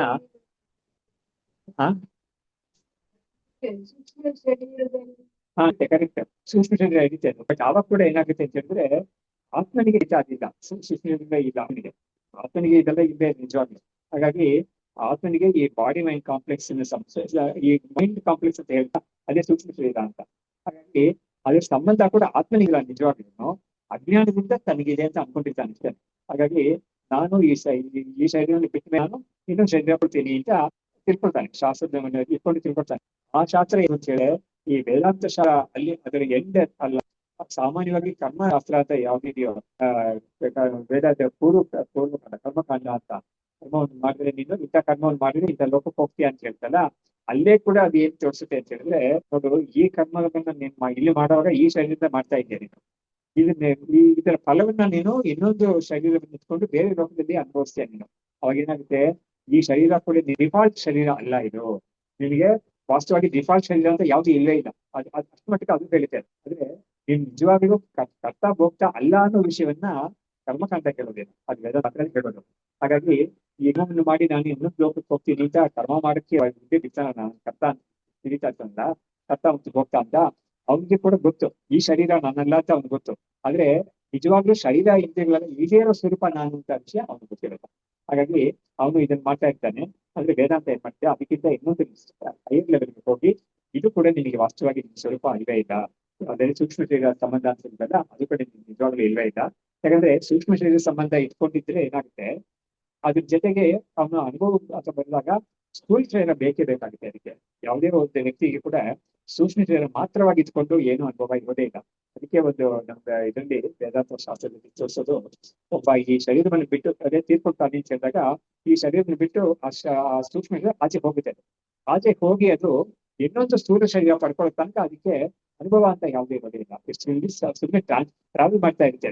ಅದು ಟ್ರಾವೆಲ್ ಮಾಡೋದು ಕೂಡ ಏನು ಶಾಸ್ತ್ರದಲ್ಲಿ ಹೇಳ್ತಾರೆ ಅಂದ್ರೆ ಅದನ್ನ ಒಯ್ತಾರೆ, ಆದ್ರೆ ಅದನ್ನ ಹೊತ್ಕೊಂಡು ಹೋಗ್ತಾರೆ. ಯಾರು ರಾಜವಾಹಿಕ ಅಂತ ಕೆಲವು ದೇವತೆಗಳಿದ್ದಾರೆ, ಅವ್ರು ಅದನ್ನ ತಗೊಂಡೋಗ್ತಾರೆ ಅಂತ ಹೇಳ್ತಾರೆ. ನನಗೆ ಏನ್ ಆಶ್ಚರ್ಯ ಅಂತ ಹೇಳಿದ್ರೆ ಪ್ರಶ್ನೆ, ಇವಾಗ ಸೂಕ್ಷ್ಮ ಶರೀರ ಅನ್ನೋದು ಅತ್ಯಂತ ಸೂಕ್ಷ್ಮ, ಅದಕ್ಕೆ ವೆಯ್ಟ್ ಅಂತ ಇರೋದೇ ಇಲ್ಲ. ಸ್ಥೂಲಕ್ಕೆ ವೆಯ್ಟ್ ಅಂತ ನಾವು ಹೇಳ್ಬೋದು. ಆದ್ರೆ ಅದನ್ನ ಹೊತ್ಕೊಂಡು ಹೋಗುತ್ತದೆ ಏನ್ ಅಂತ ಅದನ್ನ ಹೊತ್ಕೊಂಡು ಹೋಗ್ತಾರೆ ಈ ದೇವತೆಗಳು, ಅದನ್ನ ಕರ್ಕೊಂಡು ಹೋಗ್ತಾರೆ ಅಂತ ನಾವು ಅಷ್ಟೇ ಹೇಳ್ಬೇಕಾಗಿದೆ. ಯಾಕಂದ್ರೆ ಅದಕ್ಕೆ ಏನು ಗೊತ್ತಿರಲ್ಲ, ಅವಾಗ ಆ ಜೀವಕ್ಕೆ ಏನು ಗೊತ್ತಿರಲ್ಲ. ಅದು ಒಂಥರ ಮೂರ್ಛಾವಸ್ಥೆಯಲ್ಲಿದ್ದಾಗ ಇರುತ್ತೆ ಅದು. ಅದಕ್ಕೆ ನಾನು ಇಂಥ ಅಂತ ಗೊತ್ತಿರಲ್ಲ, ನಾನು ಇಂಥ ಕಡೆ ಹೋಗ್ಬೇಕು ಅಂತಾನು ಗೊತ್ತಿಲ್ಲ ಅದಕ್ಕೆ, ನನ್ನ ಕರ್ಮಗಳೆಲ್ಲ ಎಲ್ಲಿಂದ ಅದಕ್ಕೆ ಏನು ಗೊತ್ತೇ ಇಲ್ಲ ಅದಕ್ಕೆ. ಹಾಗಾಗಿ ಅದನ್ನ ಇವರು ಅದರ್ ವರ್ಲ್ಡ್ ಅಂತ ಅದರ್ ಲೋಕ ಅಂತ ನಾವು ಅದನ್ನ ಹೇಳ್ಬೇಕಾಗುತ್ತೆ ಅಷ್ಟೇ. ಅದರ್ವೈಸ್ ಅದಕ್ಕೆ ವೆಯ್ಟ್ ಅಂತ ಯಾವ್ದು ಇರೋದೇ ಇಲ್ಲ ಅದಕ್ಕೆ. ಯಾಕಂದ್ರೆ ಇಂದ್ರಿಯಗಳೆಲ್ಲ ಇದೆಲ್ಲ ಅತೀಂದ್ರಿಯ ಅತ್ಯಂತ ಸೂಕ್ಷ್ಮ ಪಂಚಭೂತಗಳಿಂದ, ಅದು ಪಂಚಭೂತಗಳ ಅತ್ಯಂತ ಸೂಕ್ಷ್ಮವಾದ ಪಂಚಭೂತಗಳು. ಏನು ಪಂಚೀಕರಣ ಮುಂಚೆ ಇರೋ ಪಂಚಭೂತಗಳು, ಅದಕ್ಕೆ ಇದು ಎಲ್ಲ ವೆಯ್ಟ್ ಅಂತ ಅಲ್ಲ ಏನು ಬರೋದೇ ಇಲ್ಲ ಅದಕ್ಕೆ. ಹಾಗಿರುವಾಗ ಇವನ್ನ ಹೊಚ್ಕೊಂಡು ಹೋಗೋದ್ರಲ್ಲಿ ಏನ್ ಅರ್ಥ ಅಂತ ಹೇಳಿದ್ರೆ, ಇವನ್ನ ಲೀಡ್ ಮಾಡ್ತಾರೆ ಕೊರಿಯರ್ ತರ ಅವನ್ನ ಅಲ್ಲಿಂದ ಇದನ್ನ ಒಂದ್ ಕಡೆಗೆ ಇನ್ನೊಂದ್ ಕಡೆಗೆ ಆ ಜೀವನ ಕರ್ಕೊಂಡು ಹೋಗಿ ಬಿಡ್ತಾರೆ ಅಂತ ನಾವು ತಿಳ್ಕೊಬೇಕಾಗ್ತದೆ. ಅದೇನೆ ಕರೆಕ್ಟ್, ಅದೇನೆ. ಸೊ ಜಾಗೃದೇಹಾಧಿಕ ಮೃತ್ಯೋಹೋ ರೂಪಂ ಸ್ವಪ್ನೆ ಅತಿವರ್ತತಾ ನ ಜನ್ಮಾಂತರಂ. ಅಂದ್ರೆ ಜನ್ಮಾಂತರಕ್ಕೆ ಹೋಗುವಾಗ ಅವನಿಗೆ ಶರೀರ ಇಲ್ಲದೆ ಇರೋದಿವಲ್ಲ, ಅವನಿಗೆ ಶರೀರದ ಸಂಬಂಧ ಇಲ್ಲದೆ ಇರೋದಿವಲ್ಲ ಅಂತ ಯಾವ್ದಾದ್ರು ಕೇಳಿದ್ರೆ ಖಂಡಿತ ಹೇಳ್ಬೇಕಾಗುತ್ತೆ. ಈಗ ಶರೀರ ಅವನಿಗೆ ಯಾವಾಗ್ಲೂ ಕೂಡ ಯಾವೇ ಕೂಡ ಆತ್ಮನಿಗೆ ಶರೀರದ ಸಂಬಂಧ ನಿಜವಾಗ್ಲೂ ಇಲ್ವೇ ಇಲ್ಲ ಅಂತ ತೋರಿಸ್ಬೇಕಾಗಿದೆ ಉಪನಿಷತ್ತಿಗೆ. ಅದರಿಂದ ಎಲ್ಲ ಪಾಸಿಬಿಲಿಟೀಸ್ ತಗೊಳ್ತೇನೆ. ಈ ಶರೀರ ಈ ಜಾಗೃತ ಅವಸ್ಥೆಯಿಂದ ಬಿಟ್ಟು ಸ್ವಪ್ನಾವಸ್ಥೆಗೆ ಅನ್ನೋದು ಮಾತ್ರ ಅಲ್ಲ, ಈ ಶರೀರವನ್ನು ಬಿಟ್ಟು ಇನ್ನೊಂದು ಶರೀರ ಪಡ್ಕೊಳ್ಳೋ ಸಮಯದಲ್ಲಿ ಕೂಡ ಅವನಿಗೆ ನಿಜವಾದ ಸಂಬಂಧ ಇಲ್ವೇ ಇಲ್ಲ, ಶರೀರದ ಜೊತೆಗೆ ಸಂಬಂಧ ಇಲ್ವೇ ಇಲ್ಲ ನಿಜವಾಗ್ಲೂ ಅಂತ ತೋರಿಸ್ಬೇಕಾಗಿದೆ. ಬರುತ್ತೆ ಖಂಡಿತ. ಅದೇ ಅದೇ ಆ ಸಂಬಂಧ ಏನು ಅಂದ್ರೆ ಅದಕ್ಕೆ ವೇದಾಂತ ಹೇಳಿದ್ರು ಆಧ್ಯಾತ್ಮಿಕ ಸಂಬಂಧ ಅಂತ ಹೇಳಿದ್ರು. It is a superimposed, it's a contact or ಇದು connection born out of ignorance ಅಂತ.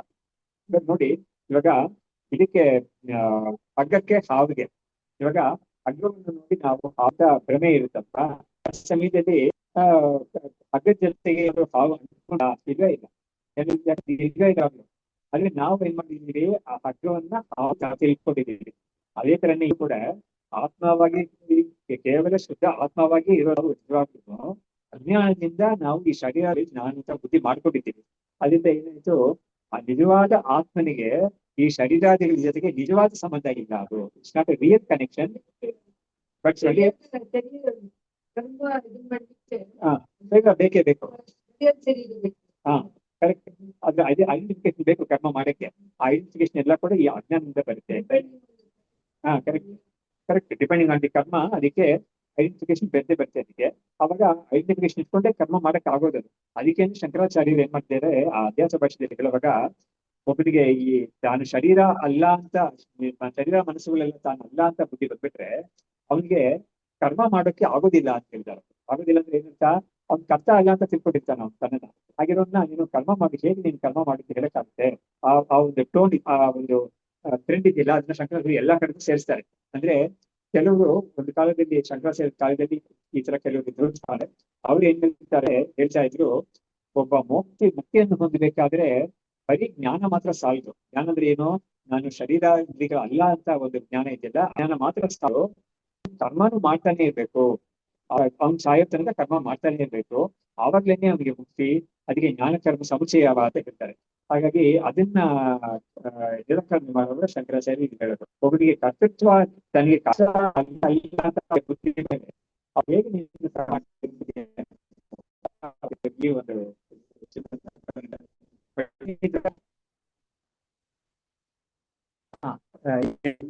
ಕೂಡ ಈ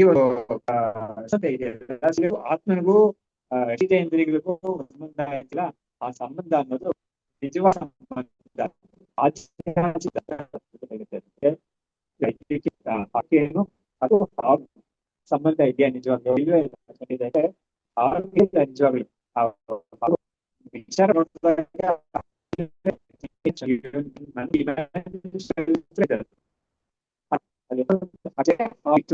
ಹೇಳಕ್ಕಿಲ್ಲ. ಹಗ್ಗದ ಮೇಲೆ ಹಾವು ಮಲಗಿ ಹೇಳಕ್ಕಾಗ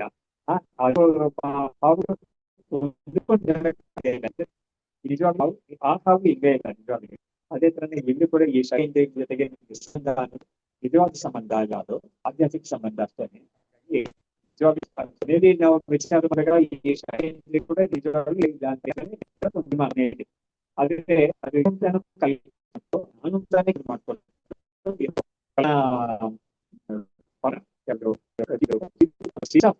ಹಾಗೆ ಇರ್ತಾ ಇದ್ರು. ಎಷ್ಟು ಶುರು ಆಗುತ್ತೆ ಅಂತ ಹೇಳಿದ್ರೆ ಮೂಲ ಜ್ಞಾನ ಇದೆಯಲ್ಲ, ಅದರಿಂದ ತಾನು ಇಂಥ ಒಂದು ತಿಳ್ಕೊಂಡು ಆಮೇಲೆ ಕೂಡ ಏನಾಗುತ್ತೆ, ಒಂದು ಚೇಂಜ್ ಆಗ್ತಾನೆ ಬರುತ್ತೆ. ಒಂದ್ ಜನ್ಮದಲ್ಲಿ ಅವನು ಒಂದೇ ಜನ್ಮದಲ್ಲಿ ಕೂಡ ಅವನು ತನ್ನನ್ನ ತಂದೆ ಅಂತ ಅನ್ಕೊಳ್ತಾನೆ, ಅಥವಾ ಮಗ ಅಂತ ಅನ್ಕೊಳ್ತಾನೆ. ಆಮೇಲೆ ಹೋದಾಗ ಯಾರಿಗೋ ಒಬ್ರಿಗೆ ಗಂಡ ಅಂತ ಅಂತಾನೆ, ಆಮೇಲೆ ಮಕ್ಳಿಗೆಲ್ಲ ತಂದೆ ಅಂತ ಅನ್ಕೊಳ್ತಾನೆ. ಹೀಗೆಲ್ಲ ಅನ್ಕೊಳ್ತಾ ಇರೋದೆಲ್ಲ ಇದೆ. ಕೆಲವೊಂದ್ ಕಡೆ ಕೆಲಸ ಮಾಡ್ತಾ ಇರುವಾಗ ನಾನು ಅಲ್ಲಿ ಒಂದು ಎಂಪ್ಲಾಯಿ ಅಂತ ತಿಳ್ಕೊಳ್ತಾನೆ. ಹೀಗೆಲ್ಲ ಇರ್ತಾ ಇರುತ್ತೆ. ಇದು ಬಿಟ್ಟು ಬೇರೆ ಜನ್ಮ ಅಂತ ಬಂದಾಗ ಏನಾಗುತ್ತೆ, ಒಂದ್ ವೇಳೆ ಅವನಿಗೆ ಪುಣ್ಯ ಕಡಿಮೆ ಆಗುತ್ತೆ ಅಂತ ಇಟ್ಕೊಂಡು ತುಂಬಾ ಪಾಪನೇ ಜಾಸ್ತಿ ಇದೆ ಅಂತ ಹೇಳಿದ್ರೆ ಪ್ರಾಣಿ ಪಕ್ಷಿ ಶರೀರ ತಗೋಬೇಕಾಗುತ್ತೆ ಶಾಸ್ತ್ರದ ಪ್ರಕಾರ.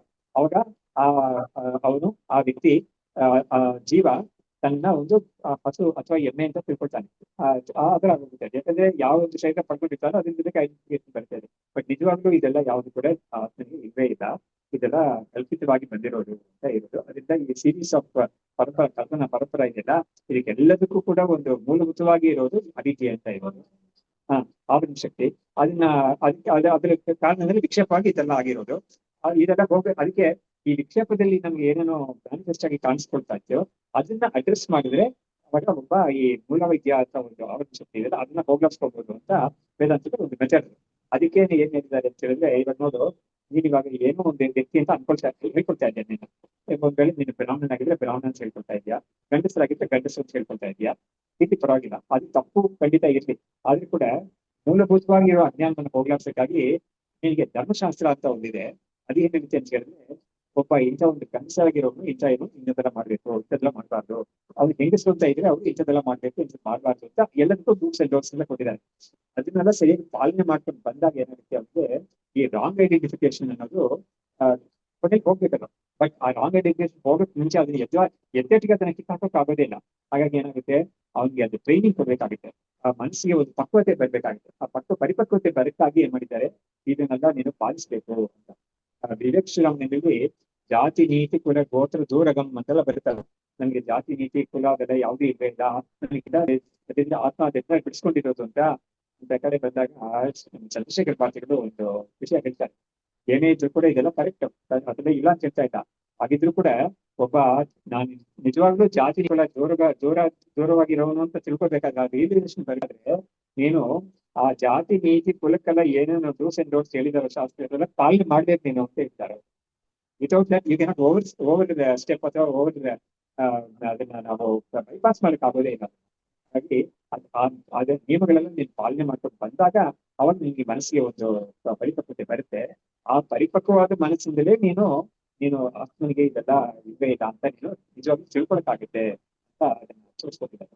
ಬಟ್ ಯಾಕೆ ಸಿಂಪ್ಟಮ್ಸ್ ನ ಅಡ್ರೆಸ್ ಮಾಡೋದ್ರಿಂದ ನಮಗೆ ಈ ಮೂಲಭೂತವಾಗಿರೋ ಡಿಸೀಸ್ ನಾವು ಹೇಗೆ ನಾವು ಅಡ್ರೆಸ್ ಮಾಡ್ತೀವೋ ಅದೇ ತರನೇ ಇಲ್ಲೂ ಕೂಡ ಆ ಸಿಂಪ್ಟಮ್ಸ್ ಅಂದ್ರೆ ಏನು, ಮೂಲ ವಿದ್ಯಾ ಅಥವಾ ಆವರಣ ಶಕ್ತಿ ಇದೆಯಲ್ಲ ಅದರ ಒಂದು ಪರಿಣಾಮ ಅಂತ ಹೇಳ್ಬೋದು ಈ ವಿಕ್ಷೇಪ ಅಂತ. ಆ ವಿಕ್ಷೇಪವೇ ನಮ್ಮನ್ನ ಅಂತವನು ಇಂಥವನು ಅಂತೆಲ್ಲ ನಮ್ಗೆ ತೋರಿಸ್ಕೊಡ್ತಾ ಇರೋದು. ಅದನ್ನ ನೀನು ಒಂದು ವ್ಯವಸ್ಥಿತ ರೀತಿಯಲ್ಲಿ ಅಡ್ರೆಸ್ ಮಾಡಿದಾಗ ಅವಾಗ ಏನಾಗುತ್ತೆ, ನೀನು ಮೂಲಭೂತವಾಗಿ ಇದು ಯಾವ್ದು ಅಲ್ವೇ ಇಲ್ಲ ಅಂತ ನೀನು ತಿಳ್ಕೊಳಕ್ಕಾಗುತ್ತೆ. ಅದುವರೆಗೂ ನೀನು ಅದು ಟ್ರೂತ್ ಅಂತ ತಿಳ್ಕೊಂಡು ನೀನು ಇದನ್ನ ಬಿಟ್ಕೊಡಕ್ ಆಗೋದಿಲ್ಲ. ಬಿಡ್ಬೇಕಾದ್ರೆ ಅದು ಈ ಒಂದು ನ್ಯಾಚುರಲ್ ಮೆಥಡ್ ಇದೆ, ಒಂದು ವ್ಯವಸ್ಥಿತವಾದ ರೀತಿ ಇದೆ. ಆ ರೀತಿಯಲ್ಲಿ ಹೋದ್ರೇನೆ ನಿಮ್ಗೆ ಆ ಪಾತ್ರಲ್ಲಿ ಹೋಗ್ಲೇಬೇಕಾಗುತ್ತೆ ಅಂತ ಅದನ್ನ ಹೇಳ್ತಾರೆ. ಅದರಿಂದಲೇ ಎಲ್ಲಾ ರೀತಿಯಾದ ಒಂದು ಆಚರಣೆಗಳೆಲ್ಲ ಬಂದಿರೋದೆಲ್ಲ ಅದಕ್ಕೇನೆ ಬಂದಿರೋದು ಅಂತ ಅದು ವಿದಿತವೇ. ಸೊ ಇಲ್ಲಿ ಹೇಳ್ತಾರೆ ಮುಂದಕ್ಕೆ, ಯುಜ್ಯತೆ ಜಾಯಮಾನಃ ಸನ್ ದುಃಖೈಃ ಆತ್ಮ ಏಷ ಐಹಿಕೈಃ ಮೃತೋ ವಿಸೃಜ್ಯತೆ ಭಾವಿ ಜನ್ಮ ಸ್ವಪ್ನ ಸಮಂ ತತಃ. ಇವಾಗ ಈ ಶರೀರದಲ್ಲಿ ನಮ್ಗೆ ಈ ಒಂದು ಶರೀರದಲ್ಲಿ ಸ್ಥೂಲ ಶರೀರ ಇದೆಲ್ಲ ಇದೆಯಲ್ಲ, ಈ ಜನ್ಮದಲ್ಲಿ ನಮ್ಗೆ ಇದೆಲ್ಲ ಇರೋದು, ನಾವು ಇನ್ನೊಂದು ಜನ್ಮವನ್ನು ಪಡ್ಕೊಳ್ಳುವಾಗ ಇದೆಲ್ಲ ಹೊಟ್ಟೋಗುತ್ತೆ. ಅವಾಗ ಏನಾಗುತ್ತೆ, ಆ ಒಂದು ಶಾರ್ಟ್ ಪೀರಿಯಡ್ಗೆ ಏನಾಗುತ್ತೆ, ನಮ್ಗೆ ಮುಂದಿನ ಜನ್ಮ ಅಂತ ಇರೋದು ಇಟ್ಸ್ ಒಳ್ಳೆಯ ಒಂದು ಕನಸ್ತರನೇ. ಯಾಕಂದ್ರೆ we have not attend it already. ಹಾಗಾಗಿ ನೋಡಿ, ಇದನ್ನ ನಾವ್ ಯಾವ ತರ ಹೇಳ್ಬೋದು ಅಂದ್ರೆ, ಇಲ್ಲಿ ಬಿಟ್ಟಾಯ್ತು ಇವನು, ಇನ್ನೊಂದು ಕಾಲದಲ್ಲಿ ಇಡ್ತಾ ಇದ್ದಾನೆ, ಬಟ್ ಈ ಎರಡನೇ ಕಾಲಿನ ಕೂಡ ಅಲ್ಲಿ ಇಟ್ಟಿಲ್ಲ ಇನ್ನ.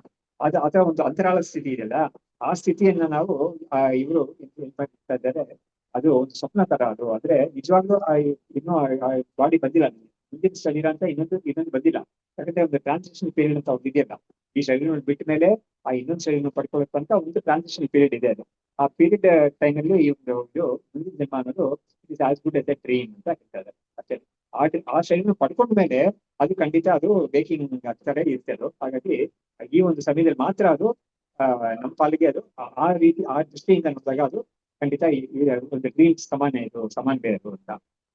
ಅವಾಗ ಜನ್ಮ ಅನ್ನೋದು ಭಾವಿ ಜನ್ಮ ಅಂತ ನಾವು ಹೇಳ್ತೀವಲ್ಲ, ಜನ್ಮ ಹತ್ರ ಅಸತಃ ಸತ್ವಂ ಕಿಂತು ದೇಹೇನ ಸಂಯುತಿ ಪ್ರಾದುರ್ಭಾವೋ ಜನೇಹೇ ಅರ್ಥಃ ಸಯೇವ ಸಹ ಯುಜ್ಯತೆ. ಅಂದ್ರೆ ಏನ್ ಹೇಳ್ತಾರೆ, ಭಾವಿ ಜನ್ಮ ಅಂತ ಹೇಳಿದ್ರೆ ಮುಂದಿನ ಜನ್ಮ ಅಂತ ನಾವು ಅದಕ್ಕೆ ಎಕ್ಸಾಕ್ಟ್ ಟ್ರಾನ್ಸ್ಲೇಷನ್ ಮುಂದಿನ ಜನ್ಮ ಅಂತ.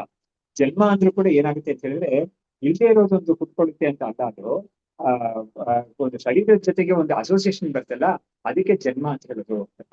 ಸೊ ಹಾಗಾಗಿ ಒಂದು ಆತ್ಮ ಅಥವಾ ಒಂದು ಜೀವ ಅನ್ನೋದು ಹುಟ್ಕೊಳ್ತು ಅಂತ ಹೇಳಿದ್ರೆ ಏನರ್ಥ ಅಂತ ಹೇಳಿದ್ರೆ, ಆ ಜೀವಕ್ಕೆ ಒಂದು ಶರೀರದ ಜೊತೆಗೆ ಒಂದು ಕಾಂಟ್ಯಾಕ್ಟ್ ಬಂದಾಗ ಅವಾಗ ಜೀವ ಹುಟ್ಕೊಂಡಿದೆ ಅಂತ ನಾವು ಹೇಳ್ತೀವಿ. ಶರೀರ ಜೀವಕ್ಕೆ ಒಂದು ಜನ್ಮ ಪಡ್ಕೊಂಡಿದೆ ಆ ಜೀವ ಅಂತ ಹೇಳ್ತೀವಿ. ಹಾಗಾಗಿ ಜನ್ಮ ಅಂದ್ರೆ ಏನರ್ಥ ಅಂತ ಹೇಳಿದ್ರೆ, ನಿಜವಾಗ್ಲೂ ಇಲ್ಲೇ ಇರೋದು ಹುಟ್ಕೊಬಿಡ್ತು ಅಂತ ಅರ್ಥ ಅಲ್ಲ. ಇದಕ್ಕೆ ಈ ಒಂದು ಶರೀರದ ಜೊತೆಗೆ ಒಂದು ಅಸೋಸಿಯೇಷನ್ ಅಂತ ಬರ್ತಲ್ಲ, ಅದಕ್ಕೆ ಜನ್ಮ ಅಂತ ಹೇಳೋದು ಅಂತ ಜನ್ಮ ಶಬ್ದಕ್ಕೆ ಇವರು ಅರ್ಥ ಕೊಡ್ತಾ ಇದ್ದಾರೆ.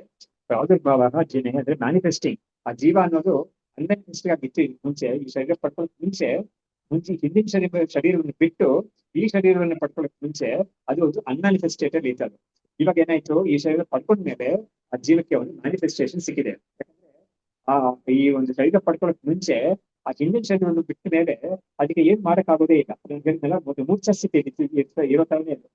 ಹಾಗಾಗಿ ಅದು ಮತ್ತೆ ಏನಾದ್ರೂ ತನ್ನನ್ನ ತೋರಿಸ್ಕೋಬೇಕು ಅಥವಾ ತನ್ನನ್ನ ವ್ಯಕ್ತಪಡಿಸ್ಕೋಬೇಕು ಅಂತ ಹೇಳಿದ್ರೆ ಅದು ಇನ್ನೊಂದು ಶರೀರವನ್ನು ಪಡ್ಕೊಂಡ ಮೇಲೇನೆ ಆಗೋದದು. ಹಾಗಾಗಿ ಆ ಶರೀರನ ಪಡ್ಕೊಳ್ಳೋಕ್ ಮುಂಚೆ ಅದು ಅನ್ಮ್ಯಾನಿಫೆಸ್ಟ್ ಆಗಿತ್ತದು. ಈ ಶರೀರನ ಪಡ್ಕೊಂಡ ಮೇಲೆ ಆ ಜೀವ ಇವಾಗ ಮ್ಯಾನಿಫೆಸ್ಟ್ ಆಗಿದೆ ಅಂತ. ಅದರಿಂದಲೇ ಜೀವ ಅನ್ನೋದು ಸೂಕ್ಷ್ಮ ಅಂತ ಹೇಳೋದು. ತುಂಬಾ ಜೀವ ಅಂತ ನಾವು ಸಾಮಾನ್ಯವಾಗಿ ಏನ್ ಹೇಳ್ತೀವಿ, ತಿಳ್ಕೊಂಡಾಗತ್ತೆ ಹೇಳಿದಾಗ ಜೀವ ಹೊಟ್ಟೋಗಿದೆ ಅಂತ ನಾವು ಹೇಳ್ತೀವಿ. ಆವಾಗ ಜೀವ ಅಂದ್ರೆ ಏನರ್ಥ ಅಂತ ಹೇಳಿದ್ರೆ, ಅದಕ್ಕೆ ಲಿಂಗ ಅದೆಲ್ಲ ಯಾವುದೂ ಇಲ್ವೇ ಇಲ್ಲ ನಿಜವಾಗಿನು.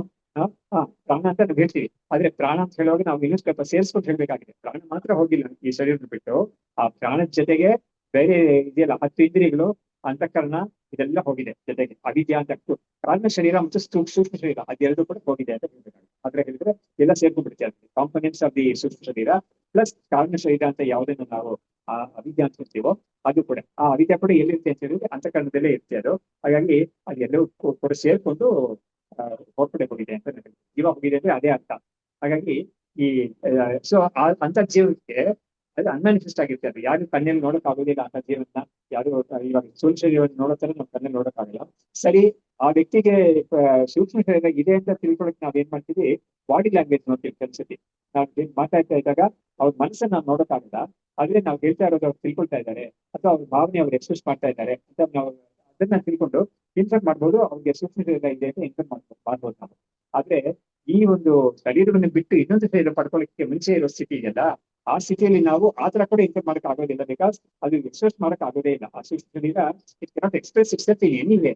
ಅದಕ್ಕೆ ಎಕ್ಸ್ಪ್ರೆಷನ್ ಮಾಡ್ಬೇಕು ಅಂತ ಹೇಳಿದ್ರೆ ಅದಕ್ಕೆ ಬೈ ಡಿಫಾಲ್ಟ್ ಒಂದು ಸ್ಥೂಲ ಶರೀರ ಬೇಕೇ ಬೇಕು ಅದಕ್ಕೆ. ಹಾಗಾಗಿ ಆ ಸ್ಥೂಲ ಶರೀರ ಇಲ್ಲದೆ ಇರೋ ಸಮಯದಲ್ಲಿ ಅದು ಅನ್ಮ್ಯಾನಿಫೆಸ್ಟ್ ಆಗಿತ್ತು.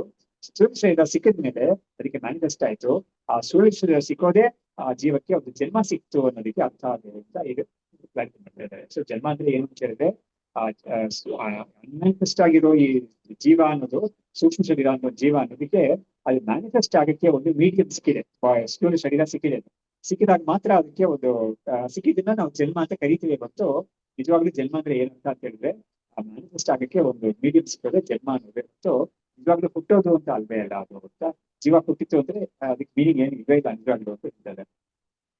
ಇಮಂ ಲೋಕಂ ಪರಂಚ ಅಯಂ ಜಾಗೃತ್ ಸ್ವಪ್ನ ಪ್ರವಾಹವತೆ ಸದಾ ಭಜತಿ ತೇನ ಅಸ್ಯ ಸಿದ್ಧ ದೇಹಾದಿ ಭಿನ್ನತ. ಇವಾಗ ನಮ್ಗೆ ಏನ್ ಗೊತ್ತಾಯ್ತು ನಮ್ಗೆ ಈ ಒಂದು ಇನ್ನೊಂದು ಶ್ಲೋಕ ಬಿಟ್ಬಿಟ್ಟು ನಾನು ಮೃತಿ ಪ್ರಾಣವಿಯೋಗ ಸ್ಯಾತ್ ನತು ನಾಶಃ ಸತೋ ಮತಃ ಮೃತ್ ಪ್ರಾಣತ್ಯಾಗ ಇತಿ ಉಕ್ತಿಯ ಸ್ವಯಂ ನಷ್ಟ ಕಥಂ ತ್ಯಜೇತ್ ಅಂತ. ಆದ್ರೆ ಏನಾಯ್ತು ಅಂದ್ರೆ ಈ ಮೃತ್ ಸರಿ ಇವಾಗ ಜನ್ಮ ಅಂದ್ರೆ ನಾವು ಏನ್ ಹೇಳಿದ್ವಿ, ಇನ್ನೊಂದು ಶರೀರವನ್ನ ಪಡ್ಕೊಳ್ಳೋದು ಅನ್ನೋದೇ ಜನ್ಮ ಅಂತ ನಾವು ಹೇಳಿದ್ವಿ. ಅದೇ ತರ ಮರಣ ಅಂದ್ರೆ ಏನರ್ಥ ಅಂತ ಕೇಳಿದ್ರೆ ಪ್ರಾಣವನ್ನು ಬಿಡೋದೇ ಮರಣ ಅಂತ ಅರ್ಥ. ಪ್ರಾಣವನ್ನು ತ್ಯಾಗ ಮಾಡೋದೇ ಅಂದ್ರೆ ಪ್ರಾಣದಿಂದ ವಿಯೋಗ ಆಗೋದೇ ಮರಣ ಅಂತ ಕರೀಬೇಕಾಗುತ್ತೆ. ಹಾಗಾದ್ರೆ ಏನಾಯ್ತು ನೋಡಿ, ಒಬ್ಬ ಬದುಕಿದ್ದ ಒಂದು ವ್ಯಕ್ತಿ ಅವನು ತೀರ್ಕೊಂಡ್ಬಿಟ್ಟ ಅಂತ ಹೇಳಿದ್ರೆ ಅವ್ನಿಗೆ ಏನಾಗಿದೆ ಅಂದ್ರೆ ಪ್ರಾಣ ವಿಯೋಗ ಆಗಿದೆ. ವಿಯೋಗ ಅಂದ್ರೆ ಏನು, ಇವನ್ನ ಬಿಟ್ಟು ಪ್ರಾಣ ಹೊಟ್ಟೋಗಿದೆ. ಅವಾಗ ಏನಾಯ್ತು, ಇವನಿಗೆ ಮರಣ ಅನ್ನೋದು ಸೂಕ್ಷ್ಮ ಶರೀರಕ್ಕಲ್ಲ ಮರಣ, ಈ ಸತ್ತು ಬಿದ್ದಿದೆಯಲ್ಲ ಇವಾಗ ಒಂದು ಸ್ಥೂಲ ಶರೀರ, ಅದಕ್ಕೇನೆ ಮರಣ ಅಂತ ಆಗಿರೋದು. ಹಾಗಾಗಿ ಮರಣ ಅಂದ್ರೆ ಪ್ರಾಣವನ್ನ ಬಿಟ್ಟಿರೋದ್ರಿಂದ, ಜನ್ಮ ಅಂದ್ರೆ ತಿರ್ಗಾ ಅದನ್ನು ಹುಟ್ಟೋದು ಅಂತ ಹೇಳಿದ್ರೆ ಒಂದು ಸ್ಥೂಲ ಶರೀರವನ್ನು ಪಡ್ಕೊಳ್ಳೋದು ಅನ್ನೋದೇ ಹುಟ್ಟೋದು ಅಂತ. ಸೊ ಹಾಗಾಗಿ ಇದನ್ನ ಹೇಳ್ಬಿಟ್ಟು ಅವ್ರು ಹೇಳ್ತಾ ಇದ್ದಾರೆ, ಇಮಂ ಲೋಕಂ ಪರಂಚ ಅಯಂ ಜಾಗೃತ್ ಸ್ವಪ್ನ ಪ್ರವಾಹವತೆ ಸದಾ ಭಜತಿ ತೇನ ಅಸ್ಯ ಸಿದ್ಧ ದೇಹಾದಿ ಭಿನ್ನತ. ಇವಾಗ ಈ ಲೋಕ, ಈ ಶರೀರ, ಇನ್ನೊಂದು ಶರೀರ, ಅದು ಈ ಶರೀರ ಬಿಡೋದು ಇನ್ನೊಂದು ಶರೀರ ಪಡ್ಕೊಳ್ಳೋದು, ಮತ್ತೆ ಆ ಶರೀರ ಬಿಡೋದು ಇನ್ನೊಂದು ಶರೀರ ಪಡ್ಕೊಳ್ತಾ ಇದು ಪ್ರವಾಹವಾಗಿ ಹೋಗ್ತಾನೆ ಇದೆ. ಯಾವಾಗಲೂ ಇಟ್ ಇಸ್ ಕಂಟಿನ್ಯೂಸ್ ಆಗಿ ಫ್ಲೋ ಆಗಿ ಬರ್ತಾನೆ ಇದೆ. ಅದಕ್ಕೊಂದು ತಡೆ ಅನ್ನೋದು ಬರ್ತಾನೆ ಇಲ್ಲ. ತಡೆ ಬರ್ಬೇಕಾದ್ರೆ ಮೋಕ್ಷ ಜ್ಞಾನ ಪಡ್ಕೊಟ್ರೇನೆ ತಡೆ ಅದಕ್ಕೆ ಬರೋದು. ಹಾಗಾಗಿ ಇದಕ್ಕೆ ಅವ್ರು ಏನ್ ಹೇಳ್ತಾ ಇದ್ದಾರೆ, ಅದಕ್ಕೆ ಒಂದು ಉದಾಹರಣೆ ಕೊಡೋದು ಏನು ಅಂತ ಹೇಳಿದ್ರೆ, ನಮ್ಮ ಎಚ್ಚರಾವಸ್ಥೆ ಮತ್ತು ಸ್ವಪ್ನಾವಸ್ಥೆ ಅಂತ ಒಂದಾದ್ಮೇಲೆ ಒಂದು ಬರ್ತಾನೆ ಇದೆಯಲ್ಲ ಕಂಟಿನ್ಯೂಸ್ ಆಗಿ, ಅದೇ ತರನೇ ಅಂತ ಹೇಳ್ತಾರೆ. ಸೊ ಹೇಗೆ ಎಚ್ಚರಾವಸ್ಥೆ ಬಿಟ್ಟು ಸ್ವಪ್ನಾವಸ್ಥೆ, ಮತ್ತೆ ಸ್ವಪ್ನಾವಸ್ಥೆಯಿಂದ ಎಚ್ಚರ, ಮತ್ತೆ ಸುಸುಪ್ತಿ ಇದೆ ಇದೆ. ಹಾಗಾಗಿ ಇದೆರಡು ಮೊದಲು ಒಂದು ಬರ್ತಾನೆ ಇದೆಯಲ್ಲ, ಅದೇ ತರಾನೇ ಒಬ್ಬನಿಗೆ ಈ ಶರೀರ ಬಿಟ್ರೆ ಇನ್ನೊಂದು ಶರೀರ, ಆ ಶರೀರ ಬಿಟ್ರೆ ಇನ್ನೊಂದು ಶರೀರ ಅನ್ನೋದು ಪ್ರವಾಹ ರೂಪದಲ್ಲಿ ಬರ್ತಾನೆ ಇರುತ್ತೆ. ಹಾಗಾಗಿ ಇದರಿಂದ ಏನ್ ಗೊತ್ತಾಗುತ್ತೆ ಅಂತ ಹೇಳಿದ್ರೆ, ಆ ಆತ್ಮ ಅನ್ನೋದು ಶರೀರದಿಂದ ಬೇರೆಯಾಗಿರೋದು ಅಂತ ಗೊತ್ತಾಗ್ತಾ ಇದೆ. ಯಾಕಂದ್ರೆ ಆತ್ಮನಿಗೆ ಬೇರೆ ಬೇರೆ ಶರೀರಕ್ಕೆ ಬರ್ತಾ ಇದೆ ಅಂತ ಹೇಳಿದಾಗ ನಮ್ಗೆ ನೋಡಿ, ಇವಾಗ ನಮ್ಗೆ ಅನ್ವಯ ವ್ಯತಿರೇಕ ಅಂತ ಒಂದು ನಾವು ಯಾವ್ದು ಹೇಳ್ತೀವೋ, ಅಂದ್ರೆ ಕಂಟಿನ್ಯೂಸ್ ಆಗಿ ಆಗ್ತಾನೆ ಇದೆ. ಬಟ್ ಆಗ್ತಾ ಇದ್ದಾಗ ಏನಾಗುತ್ತೆ, ಕೆಲವು ಅಂಶಗಳು ಮಾತ್ರ ವೇರಿಯೇಷನ್ಸ್ ಆಗ್ತಾ ಇದೆ. ಇದು ವೇರಿಯೇಷನ್ಸ್ ಆಗ್ತಾ ಇದೆ. ಬಟ್ ಒಂದು ಮಾತ್ರ ಸ್ಟ್ಯಾಟಿಕ್ ಆಗೇ ಇದು. ಹಾಗಾಗಿ ಚೇಂಜ್ ಆಗದೆ ಇರೋದು ಆತ್ಮ, ಚೇಂಜ್ ಆಗ್ತಾ ಇರೋದು ಶರೀರ. ಹಾಗಾಗಿ ಶರೀರ ಚೇಂಜ್ ಆಗ್ತಾ ಇದೆ, ಆದ್ಮೇಲೆ ಇನ್ನೂ ಶರೀರ ಬರ್ತಾ ಇದೆ. ಅದರಿಂದ ಏನಾಯ್ತು, ಆತ್ಮ ಅನ್ನೋದು ಯಾವ್ದು ಚೇಂಜ್ ಆಗದೇನೆ ಹೊಂದಿದ್ಯೋ ಅದಕ್ಕೆ ಇದ್ರ ಸಂಬಂಧ ಇರ್ಬೇ ಇಲ್ಲ. ಅದು ಒಂದ್ ಕಡೆ ಮಾತ್ರ ಗಟ್ಟಿಯಾಗಿದೆ ಅದು. ಅದ್ರ ಮೇಲೆ ಇದೆಲ್ಲ ಬಂದು ಹೋಗ್ತಾ ಇದೆ. ಅದನ್ನ ಅಂಟಿಸ್ಕೊಂಡಿರೋ ತರ ಹೋಗ್ತಾ ಇದೆ ಅದು. ನಿಜವಾಗ್ಲೂ ಅದಕ್ಕೆ ಅಂಟಿಲ್ವೇ ಇಲ್ಲ ಅಂತ. ಹಾಗಾಗಿ ಇಮಂ ಲೋಕಂ ಪರಂಚ ಅಯಂ ಜಾಗೃತ್ ಸ್ವಪ್ನ ಪ್ರವಾಹವತೆ ಸದಾ ಭಜತಿ ತೇನ ಅಸ್ಯ ಸಿದ್ಧ ದೇಹಾದಿ ಭಿನ್ನತ ಅಂತ ಹೇಳ್ಬಿಟ್ಟು, ಲೋಕಾಯತಾಹ ಪರಂ ಲೋಕಂ ನೆಚ್ಚಂತಿ ಅನ್ಯೇತು ಮನ್ವತೆ ತ್ರೀನ್ ಲೋಕಾನ್ ಸ್ವಪ್ನ ಸಂಯುಕ್ತಾನ್ ಭಕ್ತ್ಯಸೌ. ಅಂದ್ರೆ ಏನಾಯ್ತು, ಈ ಲೋಕಾಯತ ಅಂತ ಹೇಳಿದ್ರೆ ಮೆಟೀರಿಯಲಿಸ್ಟ್ ಅಂತ ಹೇಳ್ತೀವಲ್ಲ, ಅವ್ರು ಇನ್ನೊಂದು ಜನ್ಮವನ್ನು ಒಪ್ಪೋದಿಲ್ಲ. ಯಾಕಂದ್ರೆ ಇದೊಂದೇನೆ ನಾವು ಯಾವ ಜನ್ಮ ಇವಾಗ ನೋಡ್ತಾ ಇದೀವೋ ಇದೊಂದೇನೆ ಇರೋದು. ಇದಾದ್ಮೇಲೆ ಇನ್ನೊಂದು ಜನ್ಮ ಇಲ್ವೇ ಇಲ್ಲ. ನಮ್ಗೆ ಪಾಪ ಪುಣ್ಯ ಅನ್ನೋದೆಲ್ಲ ನಿಜವಾಗ್ಲೂ ಏನ್ ಇಲ್ವೇ ಇಲ್ಲ. ಹಾಗಾಗಿ ನಾವು ಮಾಡಿದ ಪಾಪ ಪುಣ್ಯ ಅದೆಲ್ಲ ಏನು ನಮ್ಗೆ ಮತ್ತೊಂದು ಜನ್ಮವನ್ನು ಕೊಟ್ಟು ಅದೇ ಬಂದು ಅನುಭವಿಸ್ತೀವಿ ಅಂತ ಏನ್ ಇಲ್ವೇ ಇಲ್ಲ ಅಂತ ಅವ್ರು ಹೇಳ್ತಾ ಇದ್ದಾರೆ. ಆದ್ರೆ ಅದು ಈ ಜನ್ಮ ಇದೆ ಅಂತ ಹೊತ್ಕೊಳ್ಳೋರು ಆಸ್ತಿಕರಾಗಿದ್ದಾರೆ ಅವರು. ಹಾಗಾಗಿ ತ್ರೀನ್ ಲೋಕಾನ್ ಸ್ವಪ್ನಯುಕ್ತಾನ್ ತತಃ ತಸ್ಯ ಇತಿ ಭಕ್ತಿ ಅಸೌ. ಅದರಿಂದ ಏನಾಯ್ತು, ಈ ಯಾರು ಆಸ್ತಿಕರಾಗಿದ್ದುಕೊಂಡು ಇದನ್ನ ಹೋಗ್ತಾ ಇದ್ದಾರೋ, ಬೇರೆ ಬೇರೆ ಶರೀರ ಇದೆ, ಬೇರೆ ಲೋಕ ಇದೆ ಅಂತ ಹೋಗ್ತಾ ಇದ್ದಾರೋ ಅವ್ರಿಗೆ ಹೇಳ್ತಾ ಇರೋದು ಏನು ಅಂತ ಹೇಳಿದ್ರೆ, 3 ಲೋಕದಲ್ಲಿ ನಮ್ಗಿದೆ. ಏನು ಲೋಕ? ಜಾಗೃತ ಲೋಕ ಒಂದು, ಸ್ವಪ್ನ ಲೋಕ ಒಂದು, ಸುಷುಪ್ತಿ ಲೋಕ ಒಂದು ಅಂತ 3 ಲೋಕ ಇದೆ ಅಂತ ಅವ್ರಿಗಾಗಿ ಹೇಳ್ತಾ ಇರೋದು ಅಂತ ಯಾವ್ದು ಬರ್ತಿರೋ ಆ ಮಾತನ್ನ ಹೇಳ್ತಾ ಇರೋ ಜನಕ್ಕೆ ಹೇಳ್ತಾರೆ ಹೇಳಿದ್ರು. ಆಮೇಲೆ ಅಯೋಗಂ ಪರಲೋಕಸ್ಯ ವಾರಯತಿ ಏವಕಾರತಃ ಸಂಧ್ಯತ್ವೇನ ತೃತೀಯತ್ವಂ ಸ್ವಪ್ನಲೋಕಸ್ಯ ವಾರ್ಯತೆ. ಇವಾಗ ಏನಾಯ್ತು, ಈ ಸ್ವಪ್ನ ಲೋಕ ಅಂತ ಒಂದಿದೆಯಲ್ಲ, 3 ಲೋಕ ಅಂತ ಹೇಳಿದ್ರಲ್ಲ, ಜಾಗೃತ ಲೋಕ, ಸ್ವಪ್ನ ಲೋಕ, ಸುಷುಪ್ತಿ ಲೋಕ ಅಂತ. ಇದರಲ್ಲಿ ಆ ಸ್ವಪ್ನ ಲೋಕ ಅನ್ನೋದು ನಿಜವಾಗ್ಲೂ it is not to be considered ಲೋಕ. ಯಾಕಂದ್ರೆ ಇಟ್ ಇಸ್ ಒನ್ಲಿ ಬಿಟ್ವೀನ್ ಜಾಗೃತ ಅಂಡ್ ಸುಷುಪ್ತಿ, ಮಧ್ಯದಲ್ಲಿ ಮಾತ್ರ ಇರೋದು. ಇದಕ್ಕೆ ಒಂದು ಎಕ್ಸಾಂಪಲ್ ಇವರೇ ಕೊಡ್ತಾರೆ, ಮುಂದೆ ಕೊಡ್ತಾರೆ. ಏನಿದೆ ಕೊಡ್ತಾರೆ ಅಂದ್ರೆ, ನೋಡು, ನಮ್ಮ ಒಂದು ಇಂಡಿಯಾ ಪಾಕಿಸ್ತಾನದ ತಗೊಂಡಾಗ ಎರಡಕ್ಕೊಂದು ಬಾರ್ಡರ್ ಅಂತ ಒಂದಿದೆಯಲ್ಲ, ಆ ಬಾರ್ಡರ್ ಅನ್ನೋದು ಅದು ಯಾವ್ದು ಸೇರಿದೆ ಅಂತ ಕೇಳಿದ್ರೆ ಅದು 3ನೇ ದೇಶ ಯಾವುದೂ ಅಲ್ವೇ ಇಲ್ಲ. ಹಾಗಾಗಿ ಅದ್ರ ಹೇಳಕ್ಕಾಗಲ್ಲ. ಅದೇ ತರನೇ ಈ ಜಾಗೃತ ಮತ್ತು ಸ್ವಪ್ನ ಅಂತ ಇರೋದಕ್ಕೆ ಒಂದು ಮಧ್ಯದಲ್ಲಿ ಇರೋದೇ ಜಾಗೃತ ಮತ್ತು ಸೃಷ್ಟಿ ಅನ್ನೋದು ಮಧ್ಯದಲ್ಲಿ ಇರೋದು ಸ್ವಪ್ನ ಅಂತ. ಅದರಿಂದ ಸ್ವಪ್ನ ಅನ್ನೋದು ಈ ಎರಡಕ್ಕೂ ಮಧ್ಯದಲ್ಲಿರೋ ಒಂದೇ ಹೊತ್ತು ಅದನ್ನ 3ನೇ ಒಂದು ಲೋಕವಾಗಿ ಗಣನೆ ಮಾಡೋದು ಬೇಕಿಲ್ಲ ಅಂತ ಒಂದು ಅಭಿಪ್ರಾಯ ಹೇಳ್ತಾ ಇದ್ದಾರೆ. ಅಯೋಗಂ ಪರಲೋಕಸ್ಯ ಬಾರೇತಿ ಏವಕಾರತಃ ಸಂಧಿ ಅಂತ ಹೇಳಿದ್ರೆ ಎರಡಕ್ಕೂ ಕಾಂಟ್ಯಾಕ್ಟ್, ಎರಡಕ್ಕೂ ಮಧ್ಯದಲ್ಲಿರೋ ಒಂದು ಕನೆಕ್ಟಿಂಗ್. ಸೊ ಜಾಗೃತನು ಮತ್ತು ಸ್ವಪ್ನವನ್ನು ಎರಡನ್ನೂ ಕೂಡ ಕನೆಕ್ಟ್ ಮಾಡ್ತಾ ಇರೋದು ಈ ಸ್ವಪ್ನ ಅನ್ನೋದು. ಅದರಿಂದ ಇದನ್ನ ಈಗ ಒಂದು ಥರ್ಡ್ ಲೋಕವಾಗಿ ಇದನ್ನ ಗಣನೆ ಮಾಡೋದು ಬೇಕಿಲ್ಲ ಅಂತ ಹೇಳುದು. ಭೋಗಭಾವಾತ್ ತೃತೀಯತ್ವ ಉಚ್ಯತೆ ಚೇತ್ ತದಾ ಉಚ್ಯತಾಂ ವಸ್ತುತೋ ನ ತೃತೀಯತ್ವ ಧರ್ಮ ಪ್ರಸಂಗತಃ. ನೋಡಿ, ಇವಾಗ ಒಂದು ಪ್ರಶ್ನೆ ಏನ್ ಬರ್ತದೆ ಅಂದ್ರೆ, ನೋಡಿ, ನೀವು ತಾನೇ ಇವಾಗ ಹೇಳಿದ್ದೀರಾ ಮುಂಚೆ ಕೂಡ, ಸ್ವಪ್ನದಲ್ಲಿ ಬೇಕಾದಷ್ಟು ಅನುಭವ ಬರುತ್ತೆ. ಅದು ಏನು, ನಮ್ಮ ಪ್ರಾರಬ್ಧ ಕರ್ಮ ಕೂಡ ನಾವು ಸ್ವಪ್ನದಲ್ಲಿ ನಾವು ಮುಗಿಸ್ತೀವಿ ಅಂತೆಲ್ಲ ಹೇಳಿದ್ದೀರಿ. ಹಾಗೆ ಸ್ವಪ್ನ ಬೇಡ ಹೇಳ್ತಿದ್ರಲ್ಲ ಅಂತ ಕೇಳಿದ್ರೆ, ಒಂದ್ ವೇಳೆ ನಿನ್ಗೆ ಆತರ ಒಂದು ಮನಸ್ಸಿಗೆ ಬಂದ್ರೆ ನೀನು ಇಟ್ಕೋ, ಅದನ್ನ ಒಂದು ಲೋಕ ಅಂತ ಒಂದು ಸೆಪರೇಟ್ ಒಂದು ಅವಸ್ಥೆ ಅಂತ ಇಟ್ಕೋ. ಆದ್ರೆ ನಾವ್ ಹೇಳ್ತಾ ಇರೋದು ಏನು ಅಂತ ಹೇಳಿದ್ರೆ, ಅವ್ರು ಹೇಳ್ತಾ ಇದ್ದಾರೆ ನೋಡಿ, ತುಂಬಾ ಇದನ್ನ ಇಟ್ಕೊಂಡು ನಾವು ಅಲ್ಲ ಅಂತ ಅಲ್ಲಿಗೆ ಹೋಗಿಲ್ಲ. ಏನ್ ಹೇಳ್ತಾ ಇದಾರೆ, ಸ್ವಪ್ನದಲ್ಲಿ ನೀನು ಒಂದ್ ವೇಳೆ ನೀನು ಅದನ್ನ ಇನ್ನೊಂದು ಲೋಕ ಅಂತ ನೀನು ಕೇಳಿದ್ರೆ ಏನಾಗುತ್ತೆ ಅಂದ್ರೆ, ಆ ಸ್ವಪ್ನ ಸಮಯದಲ್ಲಿ ನೀನು ಮಾಡಿದ ಕೃತ್ಯಗಳೆಲ್ಲ ಇದಿಲ್ಲ, ಅದಕ್ಕೆಲ್ಲ ಫಲ ಇದೆ ಅಂತ ಹೇಳ್ಬೇಕಾಗುತ್ತೆ. ಆದ್ರೆ ಅದು ಫಲ ಇಲ್ಲ ಅಂತ ಉಪನಿಷತ್ ಹೇಳಿದೆ. ಹಾಗೆ ಸ್ವಪ್ನದಲ್ಲಿ ನಾವು ಯಾವುದೇ ಒಂದು ಪುಣ್ಯ ಕರ್ಮವನ್ನು ಪಾಪ ಕರ್ಮವನ್ನು ಮಾಡಿದ್ರೆ ಕೂಡ ಅದು ಅದಕ್ಕೆ ಪುಣ್ಯ ಫಲವೋ ಪಾಪ ಫಲವೋ ಇಲ್ಲ ಅದಕ್ಕೆ ಅಂತ ಉಪನಿಷತ್ ಇದೇ ಉಪನಿಷತ್ ಹೇಳುತ್ತೆ. ಅದು ಯಾತಿಗೆ ಆತರ ಹೇಳುತ್ತೆ ಅಂತ ಹೇಳಿದ್ರೆ, ನೋಡಿ, ತುಂಬಾ ತುಂಬಾ ಒಳ್ಳೆ ಸೈಕಲಾಜಿಕಲ್ ವಿಷಯ ಇದೆ. ಏನಂದ್ರೆ, ಇವಾಗ ನಾವು ಜಾಗೃತಿಯಲ್ಲಿ ನಾವು ಏನೇ ಒಂದು ಕೆಲಸ ಮಾಡುವಾಗಲೂ ಕೂಡ ವಿ ಡೂ ಇಟ್ ವಿತ್ ವಾಲ್ಯೂಷನ್. ನನಗೆ ಒಂದು ಬುದ್ಧಿಯಿಂದ, ನನ್ನ ಬುದ್ಧಿ ಪೂರ್ವಕವಾಗಿ ನಾನು ಒಂದು ಕೆಲಸವನ್ನು ಮಾಡ್ತೀನಿ. ಒಬ್ಬರಿಗೆ ಒಂದು ಕೊಡೋದು ಅಂತ ಹೇಳಿದ್ರೆ ನಾನು ಮನಪೂರ್ವಕವಾಗಿ ಕೊಡ್ತೀನಿ, ಅದು ತಿಳ್ಕೊಂಡು ಕೊಡ್ತೀನಿ ನಾನು.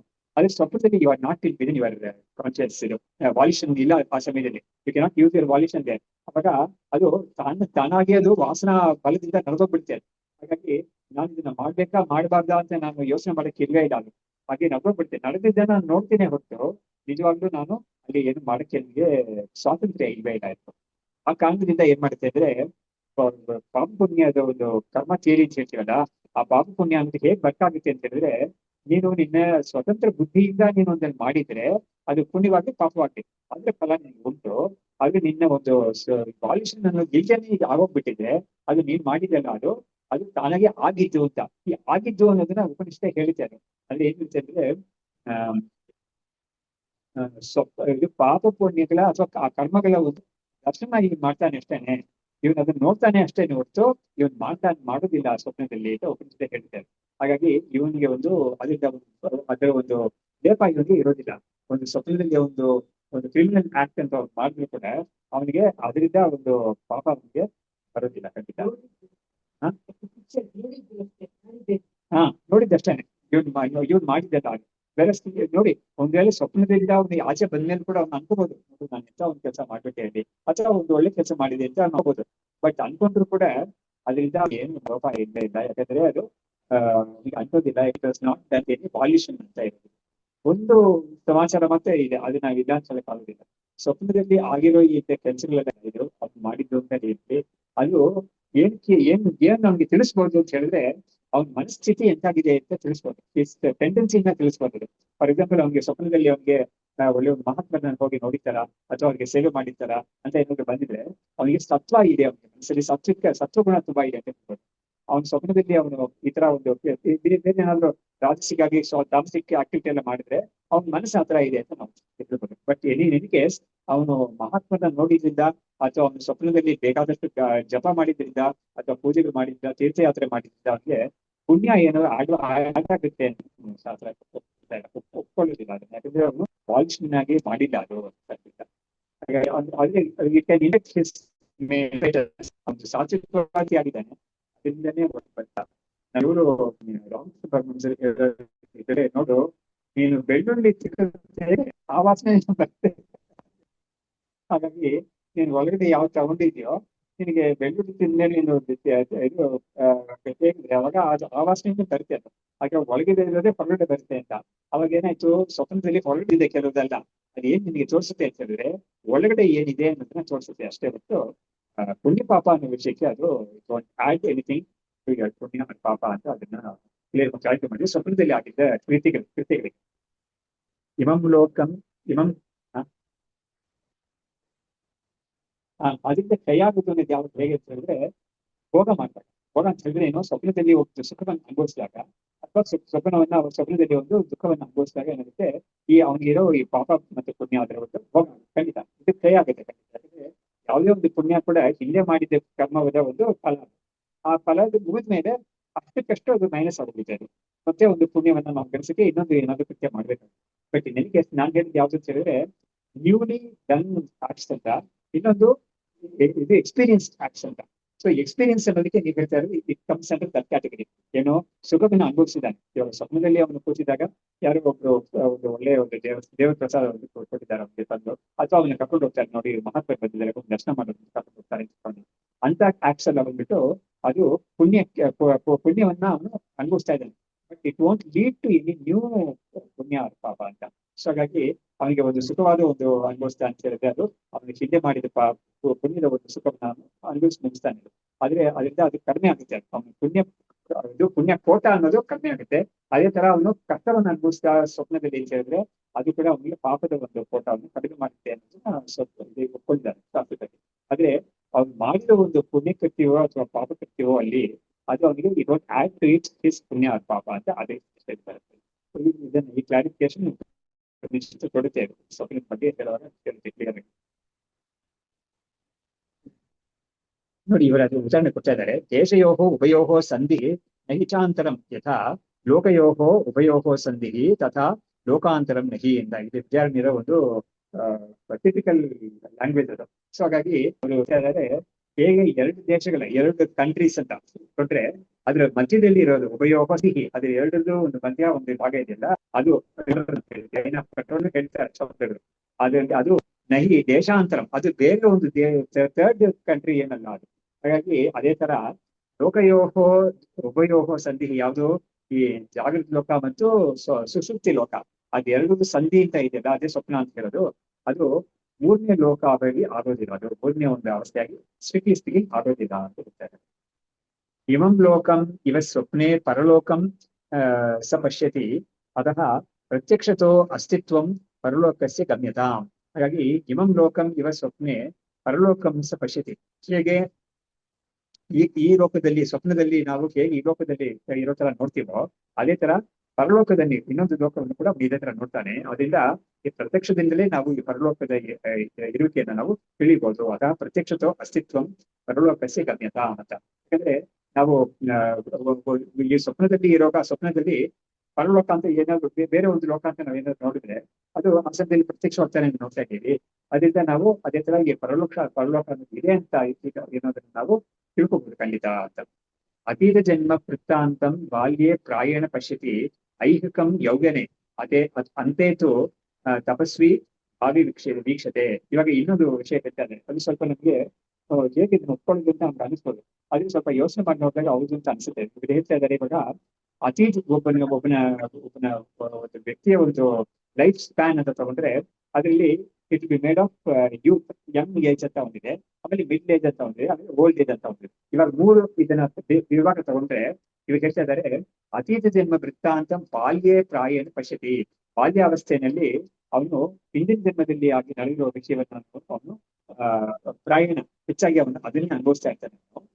ಐಹಿಕಂ ಯೌವನೆ, ಯೌವನ ಇದರಲ್ಲಿ ಈ ಲೋಕದಲ್ಲಿ ಇರೋ ವಿಷಯಗಳನ್ನ ಅನುಭವಿಸ್ತಾನೆ. ಅಂತೇಜು ತಪಸ್ವಿ ಭಾವಿ ದೀಕ್ಷತೆ, ಅವನ ಕೊನೆ ಕಾಲದಲ್ಲಿ ಅವನು ಮುಂದಕ್ಕೆ ಬರ್ಬೇಕಾಗಿರೋ ಒಂದು ಲೋಕವನ್ನು ಅವನು ಯೋಚನೆ ಮಾಡ್ತಾ ಇದ್ದಾನೆ ಅಂತ ಅದನ್ನ ನೋಡ್ತಾನೆ. ಅದಕ್ಕೆ ನಾವೇನ್ ಯಾವ ತರ ತಿಳ್ಕೊಬಹುದು ಅಂತ ಹೇಳಿದ್ರೆ ಅದಕ್ಕೆ ಕಾರಣ ಕೊಡ್ತಾರೆ.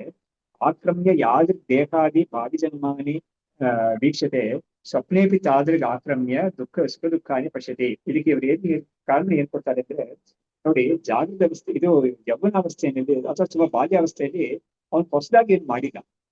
ಅದರಿಂದ ಅವನು ಅನುಭವಿಸ್ತಾ ಇರೋದೆಲ್ಲ ಏನಂದ್ರೆ ಹಿಂದೆ ಆಗಿದ್ದು ಮಾತ್ರ ಜಾಸ್ತಿ ಅನುಭವಿಸ್ತಾನೆ. ಆದ್ರೆ when he comes to some middle age of ಅವ್ರದ್ದು ಸ್ವಲ್ಪ ವೃದ್ಧಾಪ್ಯ ಅಂತ ಬರೋ ಸಮಯಕ್ಕೆ ಏನಾಗುತ್ತೆ, ಅವನು ಈ ಜನ್ಮದಲ್ಲಿ ಮಾಡಿದ್ದೆಲ್ಲ ಫಲಗಳೆಲ್ಲ ಕೂಡ ಅವಾಗ ಅಲ್ಲಿ ಸ್ವಲ್ಪ ಹೆಚ್ಚಾಗಿ ಅವನು ಅನುಭವಿಸ್ತಾನೆ. ಉದಾಹರಣೆಗೆ ಫಾರ್ ಎಕ್ಸಾಂಪಲ್, ಸಣ್ಣ ವಯಸ್ಸಲ್ಲಿ ಅವನು ಬೇಕಾದಷ್ಟು ಸ್ಕೂಲ್ಗಳ ಹೋಗಿದ್ದಾನೆ, ಕಾಲೇಜ್ಗಳ ಹೋಗಿದ್ದಾನೆ, ಎಲ್ಲ ಮಾಡಿದ್ದಾನೆ.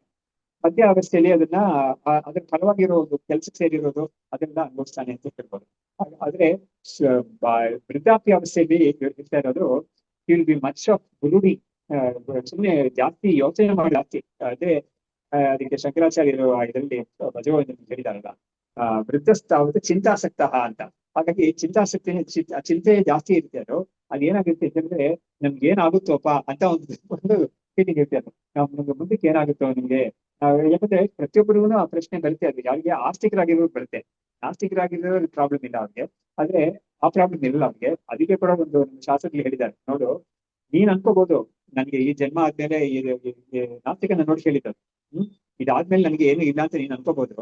ಆದ್ರೆ ಒಂದ್ ವೇಳೆ ಇದ್ದೆ ಅಂತ ಅನ್ಕೋಪ, ಅವಾಗ ಏನಾಗುತ್ತೆ ಅಂತ ಹೇಳಿದ್ರೆ, ಯಾರು ನಂಬಿದ್ದಾನೋ ಅವ್ನಿಗೆ ಒಂದ್ ವೇಳೆ ಅದು ಇಲ್ಲದೆ ಹೋದ್ರು ಕೂಡ ಅವ್ನಿಗೆ ನಷ್ಟ ಏನಿಲ್ಲ. ಆದ್ರೆ ನೀನ್ ನಂಬಿಲ್ಲ ಮುಂದಿನ ಜನ್ಮ ಇದೆ ಅಂತ, ಒಂದ್ ವೇಳೆ ಇದ್ಬಿಟ್ರೆ ಅವಾಗ ನಿನ್ ಪಾಲು ನಿನ್ಗೆ ಗತಿ ತುಂಬಾ ಅಧೋಗತಿ ಏನಿದ್ದು ಅಂತ ಒಂದು ಬರುತ್ತೆ.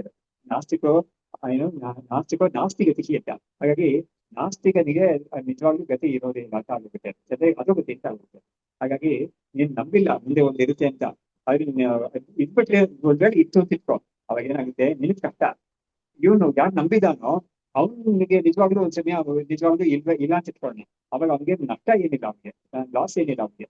ಸೊ ಆತರ ಇವರು ಹೇಳ್ತಾ ಇದ್ರೆ ಅಂತೇಜು ತಪಸ್ವಿ ಅಂತ ಹೇಳಿದ್ರೆ ಕೊನೆಗಾಲದಲ್ಲಿ ಅವರಿಗೆ ಆದಿ ದೀಕ್ಷತೆ, ಮುಂದಿನ ಜನ್ಮದ ಬಗ್ಗೆನೇ ಒಂದು ಜಾಸ್ತಿ ಅವ್ರಿಗೆ ಯೋಚನೆ ಇರುತ್ತೆ ಅಂತ. ಅದಕ್ಕೆ ಏನ್ ಮಾಡಿದ್ದಾರೆ ಅಂದ್ರೆ ನಮ್ಮ ಶಾಸ್ತ್ರದಲ್ಲಿ ನೋಡು, ಕೊನೆಗಾಲದಲ್ಲಿ ಎಲ್ಲರಿಗೂ ಕೂಡ ಈ ತರ ಬರುತ್ತೆ. ಅದು ಇನ್ಫ್ಯಾಕ್ಟ್ ತೈತ್ರಿಯ ಉಪನಿಷತ್ತಲ್ಲಿ ಯಾವತ್ತೋ ಒಂದು ಮಾತು ಬರುತ್ತೆ ಅಂತ ಹೇಳಿದ್ರೆ, ಕಿಮಹಂ ಸಾಧುನಾಕರವಂ ಕಿಮಹಂ ಪಾಪಂ ಅಕರವಂ ಇತಿ ಅಂತ ಒಂದು ವಿಗಟ್ ಅಂತ ಇದೆಯಲ್ಲ. ನಾನು ಒಬ್ಬರಿಗೆ ಕೊನೆಗಾಲದಲ್ಲಿ ಒಂದು ಫೀಲಿಂಗ್ ಬರುತ್ತಂತೆ, ಬೈ ಡಿಫಾಲ್ಟ್ ಬರುತ್ತೆ ಅಂತ ಉಪನಿಷತ್ತು ತಗೊಂಡೇನೆ ಅಂತ ಹೇಳ್ತಾರೆ. ಅದು ಏನ್ ಹೇಳ್ತೆ ಅಂದ್ರೆ, ಕೊನೆ ಕಾಲದಲ್ಲಿ ಒಬ್ಬರಿಗೆ ನಾನು ಯಾತಕ್ಕೆ ನನ್ನ ಜೀವನ ಎಲ್ಲ ಒಂದು ಆಗಿದೆ, ಮುಗಿದೋಗಿದೆ, ಇವಾಗ ಇದ್ದಾಗ ಎಷ್ಟು ಬೇಕಾದಷ್ಟು ವರ್ಷ ಇದ್ಬಿಟ್ಟಿದ್ದೆ ನಾನು. ಕೊನೆ ಕಾಲದಲ್ಲಿ ಅವ್ನಿಗೆ ನನಗೆ ಎಷ್ಟೋ ಒಳ್ಳೊಳ್ಳೆ ಆಪರ್ಚುನಿಟೀಸ್ ಎಲ್ಲ ಬಂತಲ್ಲ, ನಾನು ಯಾಕೆ ಅದನ್ನೆಲ್ಲ ಮಾಡದೆ ಹೋಗ್ಬಿಟ್ಟೆ ನಾನು, ಮತ್ತು ಯಾವ್ದು ಮಾಡ್ಬಾರ್ದಾಗಿತ್ತು ಅದ್ರ ನಾನು ಯಾವ್ದಕ್ಕೆ ಮಾಡಿದೆ ನಾನು, ಕಿಮಹಂ ಪಾಪಂ ಅಕರವಂ. ಹಾಗಾಗಿ ಒಳ್ಳೇದೆಲ್ಲ ಮಾಡಿದ್ದೆಲ್ಲ ನಾನು ಮಿಸ್ ಮಾಡ್ಬಿಟ್ಟೆ, ಅದಕ್ಕೆಲ್ಲ ಆಪರ್ಚುನಿಟೀಸ್ ಇತ್ತು ಅದೆಲ್ಲ ಮಿಸ್ ಮಾಡ್ಬಿಟ್ಟೆ ನಾನು. ಆದ್ರೆ ಯಾವ್ದು ಮಾಡ್ಬಾರ್ದಾಗಿತ್ತು ಅದೆಲ್ಲ ಕೊಟ್ಟು ಮಾಡ್ಬಿಟ್ಟಿದ್ದೀನಿ ಅಂತ ಅವ್ನಿಗೆ ಒಂದು ಚಿಂತೆ ಇರ್ತದೆ. ಅಂತ ಒಂದು ರಿಗ್ರೆಟ್ ಅಂತ ಫೀಲಿಂಗ್ ಬಂದ್ಬಿಟ್ಟು ಆತ್ಮಜ್ಞಾನಿಗೆ ಇರೋದಿಲ್ಲ ಅಂತ ಕರೀತಾರೆ. ಯಾತಕ್ಕೆ ಅಂತ ಹೇಳಿದ್ರೆ ಅವ್ನಿಗೂ ವಯಸ್ಸಾಗಿರುತ್ತೆ, ಅವ್ನಿಗೂ ಕೂಡ ಈ ಪಾಸ್ಟ್ ಅಂತ ಇದೇ ಇದೆ. ಆದ್ರೆ ಅವನ ವಿಷಯದಲ್ಲಿ ಏನು ವಿಶೇಷ ಅಂತ ಹೇಳಿದ್ರೆ, ಅವನು ಆ ಪಾಸ್ಟ್ ಅಲ್ಲಿ ನಡೆದಿದ್ದು ಎಲ್ಲವನ್ನೂ ಕೂಡ ಅವನು ಆತ್ಮ ಸ್ವರೂಪವಾಗಿ ನೋಡ್ತಾನೆ. ಅವನು ಅಂದ್ರೆ ಏನಾಯ್ತು, ಹಗ್ಗವನ್ನ ಹಾವು ಅಂತ ತಿಳ್ಕೊಂಡ ಮೊದಲು, ಇವಾಗ ಹಗ್ಗ ಅಂತ ಗೊತ್ತಾದ್ಮೇಲೆ ನಾನ್ ತಿಳ್ಕೊಂಡ ಹಾವು ಏನದು ಅಂತ ಕೇಳಿದ್ರೆ ಅದು ಹಗ್ಗವೇ ಅಂತ ಗೊತ್ತಾಗ್ತಲ್ಲ. ಅದೇ ತರ ಅವನು ಕೂಡ ಮುಂಚೆ ಅಜ್ಞಾನಿ ಆಗಿದ್ದಾಗ ಪಾಪ ಪುಣ್ಯ ಅದೆಲ್ಲ ಇದೆ ಅಂತ ನಾನ್ ಮಾಡಿದ್ದೀನಿ ಅಂತ ಬುದ್ಧಿ ಎಲ್ಲ ಇತ್ತು ಅವ್ನಿಗೆ. ಯಾವಾಗ ಅವ್ನು ಜ್ಞಾನಿ ಆಗ್ಬಿಟ್ನೋ ಅವಾಗ ಅವ್ನಿಗೆ ಏನಾಯ್ತು, ನಾನು ಯಾವತ್ತೂ ಕೂಡ ಕರ್ತಾ ಹೋಗ್ತಾ ಅಲ್ಲೇ ಇಲ್ಲ, ನಾನು ಇದೆಲ್ಲ ಯಾವತ್ತೂ ಮಾಡೇ ಇಲ್ಲ ನಾನು ಅಂತ ಅವ್ನಿಗೆ ಅಂತ ಬುದ್ಧಿ ಇರ್ತದೆ. ಅದರಿಂದ ಅವ್ನಿಗೆ ಜೊತೆ ಅಟ್ಯಾಚ್ಮೆಂಟ್ ಇರಲ್ಲ. ಅಂದ್ರೆ ಏನಾಯ್ತು, ಅದ್ರ ಇನ್ನೊಂದು ಭಾಷೆಯಲ್ಲಿ ಹೇಳ್ಬೇಕಾದ್ರೆ ಅವನು ಅವುಗಳನ್ನ ಕೂಡ ಅವನು ಆತ್ಮಸ್ವರೂಪವಾಗಿ ನೋಡ್ತಾ ಇರ್ತಾರೆ. ಅದೇ ಹಾಗಾಗಿ ಆತ್ಮ ಅನ್ನೋದು ಸ್ಫುರಣತೆ ಅಂತ ಕರೀತಾರೆ. ಅಂದ್ರೆ ಏನಾಯ್ತು, ಆ ಪಾಪ ಪುಣ್ಯಗಳನ್ನ ಕೂಡ ಅವನೇ ಮಾಡಿದ್ರು ಅಂತ ಅವನಿಗೆ ಖಾತ್ರಿ ಆಗಿದ್ರು ಕೂಡ ಅವನಿಗೆ ಅದನ್ನೆಲ್ಲ ಆತ್ಮವಾಗಿ ನೋಡ್ತಾನೆ ಅಂತ ಹೇಳಿದ್ರೆ ಏನಾಯ್ತು, ಅವನಿಗೆ is no longer seeing real things, ಅದೆಲ್ಲ ಮಿಥ್ಯ ಅಂತ ಅವ್ನಿಗೆ ಗೊತ್ತಿರುತ್ತೆ. ಅದರಿಂದ ಅವನಿಗೆ ಏನು ಅದು ಲೇಪ ಇರೋದಿಲ್ಲ ಅಂತ ಹೇಳ್ತೇನೆ. ಸೊ ಆಕ್ರಮ್ಯ ಯಾದೃಕ್ ದೇಹಾದಿ ಭಾವಿ ಜನ್ಮಾನಿ ವೀಕ್ಷತೆ ಸ್ವಪ್ನೇಪಿ ತಾದೃಕ್ ಆಕ್ರಮ್ಯ ಸುಖ ದುಃಖಾನಿ ಪಶ್ಯತಿ. ಸೊ ಹಾಗಾಗಿ ಹೇಗೆ ಒಬ್ಬ ಮುಂದಿನ ಜನ್ಮ ಎಲ್ಲ ಏನಾಗುತ್ತೋ ಅಂತ ಒಂದು ವಿಷನ್ ಅಥವಾ ಒಂದು ಸೀನ್ಸ್ ಎಲ್ಲ ಕಣ್ಮುಂದೆ ಬಂದು ಹೋಗುತ್ತೋ, ಆ ತರ ಇವನು ಸ್ವಪ್ನದಲ್ಲಿ ಕೂಡ ಇವನು ಇದೆಲ್ಲ ಕೂಡ ನೋಡ್ತಾನೆ. ಏನು ನೋಡ್ತಾನೋ ಅದೆಲ್ಲ ಕೂಡ ಅವನಿಗೆ ಪ್ರತ್ಯಕ್ಷವಾಗಿ ಕಾಣಿಸೋದೇ ಅದು. ಇದೆಲ್ಲ ಹೇಳಿದ್ಮೇಲೆ ಆತ್ಮ ಸ್ವಯಂ ಪ್ರಕಾಶವಾದ ವಸ್ತು ಅಂತ ನಾನು ಹೇಳ್ತಲ್ಲ, ಅಂದ್ರೆ ಅತ್ರಾಯಂ ಪುರುಷ ಸ್ವಯಂ ಜ್ಯೋತಿಗೆ ಅಂತ ಆ ಟಾಪಿಕ್ಗೆ ಅವರು ಎಂಟ್ರಾಗ್ತಾ ಇದ್ದಾರೆ. ಇದನ್ನ ಹೇಳ್ಬಿಟ್ಟು ನಾವು ನಿಲ್ಸೋಣ ಇವತ್ತು. ನೆಕ್ಸ್ಟ್ ಕ್ಲಾಸ್ ಅಲ್ಲಿ ಇದನ್ನ ಕಂಟಿನ್ಯೂ ಒಂದು ನ್ಯೂ ಚಾಪ್ಟರ್ ಇತ್ತು. ಬಹುಜನ್ಮಸು ಸಂಚಾರಾತ್ ದೇಹಾದಿ ವ್ಯತಿರಿಕ್ತತಾಂ ನಿರೂಪ್ಯ ಅಥ ಸ್ವಪ್ರಭತ್ವಂ ಸಹ ಯತ್ರ ಇತಿ ನಿರೂಪ್ಯತೆ ಅಂತ. ಬಹುಜನ್ಮಸು ಸಂಚಾರಾತ್ ದೇಹಾದಿ ವ್ಯತಿರಿಕ್ತತ ಅಂದ್ರೆ ಏನಾಯ್ತು, ಆತ್ಮ ಅನ್ನೋದು ಬೇಕಾದಷ್ಟು ಜನ್ಮಗಳಲ್ಲಿ ಬಂದು ಬಂದು ಹೋಗ್ತಾ ಇದೆ. ಆದ್ರೆ ಆತ್ಮನಿಗೆ ಅವುಗಳೆಲ್ಲ ಇಲ್ಲ. ಇದಕ್ಕೆ ಕೆಲವು ಕಡೆ ಒಂದು ಕಡೆ ನಮ್ಗೆ ನೆನಪಿದೆ, ಒಂದು ಉದಾಹರಣೆ ಕೊಡ್ತಾ ಇದ್ರು. ಒಂದು ಕಲ್ಲು ಇದು ಸ್ಥಿರವಾಗಿದೆ, ಫಿಕ್ಸ್ಡ್ ಆಗಿದೆ. ಭೂಮಿಯಲ್ಲಿ ಕಲ್ಲು ಸ್ಥಿರವಾಗಿದೆ, ಅದ್ರ ಮೇಲೆ ನದಿ ಓಡ್ತಾನೆ ಇದೆ. ಇವಾಗ ಓಡ್ತಾ ಇರೋದು ನದಿನೇ, ಅದ್ರ ಕೆಳಗಡೆ ಇರೋ ಚಪ್ಪಡಿ ಚಪ್ಪಡಿ ಕಲ್ಲು ಅಂತ ತಿಳ್ಕೊಬಹುದು. ಆ ಕಲ್ಲಿಗೆ ಏನು ಇದಿಲ್ಲ, ನೀರ್ ಮಾತ್ರ ಬಂದ್ಬಿಟ್ಟು ಹೋಗ್ತಾ ಇದೆ ಹೊರತು ಅದಕ್ಕೇನು ಸ್ಟ್ಯಾಟಿಕ್ ಆಗೇ ಇದೆ. ಅದಕ್ಕೆ ಇನ್ನೊಂದು ಉದಾಹರಣೆ ಮಾಡರ್ನ್ ಇದ್ರಲ್ಲಿ ಕೊಡೋದು ಏನಂದ್ರೆ ಸಿನಿಮಾ ಸ್ಕ್ರೀನ್.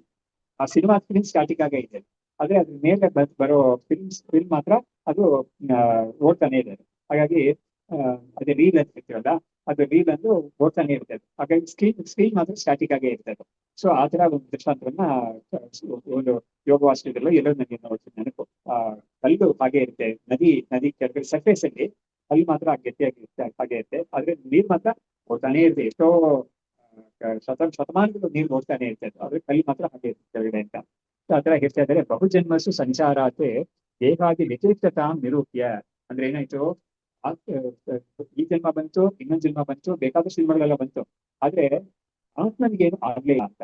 ಅದೇ ತರನೇ ನಾವು ಫಿಲ್ಮ್ ಸ್ಕ್ರೀನ್ ಅಲ್ಲೂ ಹೇಳ್ಬೋದು. ಒಂದು ಇಲ್ಲೆಲ್ಲ ಮೂರ್ ಶೋ ಇತ್ತು, ಇವಾಗ ಇದು ಗೊತ್ತಿಲ್ಲ ನಿಮ್ಗೆ. ಮಾರ್ನಿಂಗ್ ಶೋ, ಮ್ಯಾಟಿನಿ, ಆಮೇಲೆ ಸೆಕೆಂಡ್ ಶೋ ಅಂತೆಲ್ಲ ಇತ್ತು.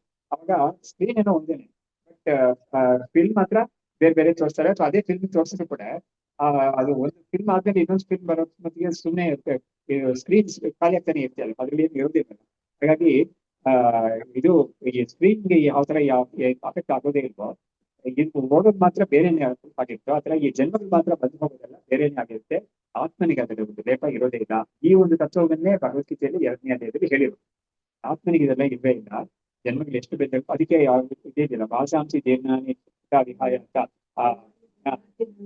ನರೋಪರಾಣಿ ಅಂತ ಆ ಶ್ಲೋಕ ಬಂದಿದ್ದೆಲ್ಲ ಅದಕ್ಕೆ ಬಂದಿರೋ. ಹಾಗಾಗಿ ಇದೆಲ್ಲ ಬಂದು ಹೋಗುತ್ತೆ ಹೊರತು ಆತ್ಮನಿಗೆ ನಿಜವಾಗ್ಲೂ ಇಲ್ಲ ಅಂತ ಹೇಳಿರೋ ಲೆವೆಲ್ ಇದು. ಇನ್ನೊಂದು ಲೆವೆಲ್ ಭಗವದ್ಗೀತೆ ಆ ಅಧ್ಯಾಯದಲ್ಲೇ ಬಂದಿರೋ ಇನ್ನೊಂದು ಲೆವೆಲ್ ನ ಭಗವತ್ಪಾದರು ಎತ್ತಿ ಹೈಲೈಟ್ ಮಾಡಿದ್ದಾರೆ. ನಾಸುತ ವಿದ್ಯತೆ ಭಾವ ಅಂತ ಶ್ಲೋಕ ಇದೆಯಲ್ಲ, 2.16 ಅದು. ಅದರಲ್ಲಿ ಶಂಕರಾಚಾರ್ಯರು ಹೇಳೋದು, ಅದಕ್ಕೆ ಹಿಂದೆ ಬಂದಿದ್ದ ಶ್ಲೋಕದಲ್ಲಿ ಏನಾಗಿರುತ್ತೆ ಅಂದ್ರೆ ಅರ್ಜುನನಿಗೆ ಹೇಳೋದು, ನೋಡು ಶೀತೋಷ್ಣ ಸುಖ ದುಃಖ ದಾಹ ಅಂತ ಇದೆಯಲ್ಲ, ಶೀತ ಉಷ್ಣ ಸುಖ ದುಃಖ ಅಂತ ಬರೋದು ಕೇರ್ಪೇರುಗಳೆಲ್ಲ ಆಗ್ತಾ ಇರ್ತದೆ ಜೀವನದಲ್ಲಿ. ಇದು ಬಂದು ಹೋಗೋದು, ಅದು ನಿಜವಾಗ್ಲೂ ಇದ್ಬಿಡೋದಿಲ್ಲ, ಯಾವಾಗ್ಲೂ ಸ್ಥಿರವಾಗಿರೋದಿಲ್ಲ. ಅದು ಬಂದು ಹೋಗುದು. ಇವಾಗ ಬಂತು, ಒಂದು ಕಷ್ಟ ಬಂತು, ಹೋಯ್ತು. ಇನ್ನೊಂದು ಸುಖವಾಗಿರೋ ಸಿಚುವೇಶನ್ ಬಂತು, ಹೋಯ್ತದು. ಅದರಿಂದ ನೀನು ಎರಡಕ್ಕೂ ಕೂಡ ನೀನು ಸಮಬುದ್ಧಿಯನ್ನ ನೀನು ಬೆಳೆಸ್ಕೊ. ನೀನು ಸುಖವಾಗಿರೋ ಸ್ಥಿತಿ ಚೆನ್ನಾಗಿದೆ ಅಂತ ಹೇಳ್ಬಿಟ್ಟು ನೀನು ಅಲ್ಲಿ ರಾಗ ಬಂದ್ಬಿಟ್ರೆ ನಿಮ್ಗೆ ಅದು ಹೋಗುತ್ತೆ. ನಿಮಗೆ ಹೋದಾಗ ಏನಾಗುತ್ತೆ, ನಿಮಗೆ ತುಂಬಾ ದುಃಖ ಆಗುತ್ತೆ. ಅದರಿಂದ ನೀನು ಅದು ಬಂದಿದ್ದು ಕೂಡ ಹೋಗುತ್ತೆ ಅಂತ ಒಂದು ಬುದ್ಧಿಯಿಂದ ನೀನು ಅದನ್ನ ಆ ರೀತಿಯಲ್ಲಿ ತಗೋ ನೀನು ಅಂತ ಹೇಳಿದ್ರು. ಒಂದು ಶ್ಲೋಕ ಬರ್ತದೆ. ಆದ್ಮೇಲೆ ಬರೋದು ಈ ದಾಸುತ ವಿದ್ಯತೆ ಭಾವ ಅಂತ ಶ್ಲೋಕದಲ್ಲಿ ಶಂಕರಾಚಾರ್ಯರು ಕೊನೆಯಲ್ಲಿ ಹೇಳೋದು ಏನು ಅಂತ ಹೇಳಿದ್ರೆ, ಏನು ಅಂತ ಹೇಳಿದ್ರೆ, ಯಾವ್ದು ನಿಜವಾಗ್ಲೂ ಇದೆಯೋ ಅದು ಇಲ್ಲದೆ ಹೋಗೋದೇ ಇಲ್ಲ, ಯಾವ್ದು ನಿಜವಾಗ್ಲೂ ಇಲ್ಲವೋ ಅದಕ್ಕೆ ಇರುವಿಕೆ ಅನ್ನೋದು ಇಲ್ವೇ ಇಲ್ಲ ಅಂತ ಹೇಳಿದ್ರು. ಎರಡನ್ನೂ ಹೇಳ್ಬಿಟ್ಟು ಇದನ್ನು ಈ ಎರಡು ವಿಷಯಗಳಲ್ಲೂ ಯಾರಿಗೆ ಒಂದು ತೀರ್ಮಾನ ಇದೆಯೋ ಅವನೇ ತತ್ವಜ್ಞಾನಿ ಅಂತ ಹೇಳ್ಬಿಟ್ರು ಆ ಶ್ಲೋಕದಲ್ಲಿ.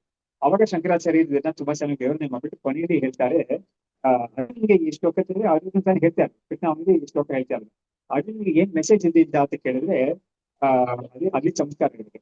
ನೋಡು, ಹಿಂದಿನ ಶ್ಲೋಕದಲ್ಲಿ ಏನ್ ಹೇಳಿದ್ರು, ಹಿಂದೆ ಒಂದು ಶ್ಲೋಕದಲ್ಲಿ ಈ ಸುಖ ದುಃಖ ಇದೆಲ್ಲ ಬರ್ತಾ ಇದೆಯಲ್ಲ, ಶೀತ ಉಷ್ಣ ಇದೆಲ್ಲ ಅದನ್ನ ಬಂದು ಹೋಗುತ್ತೆ.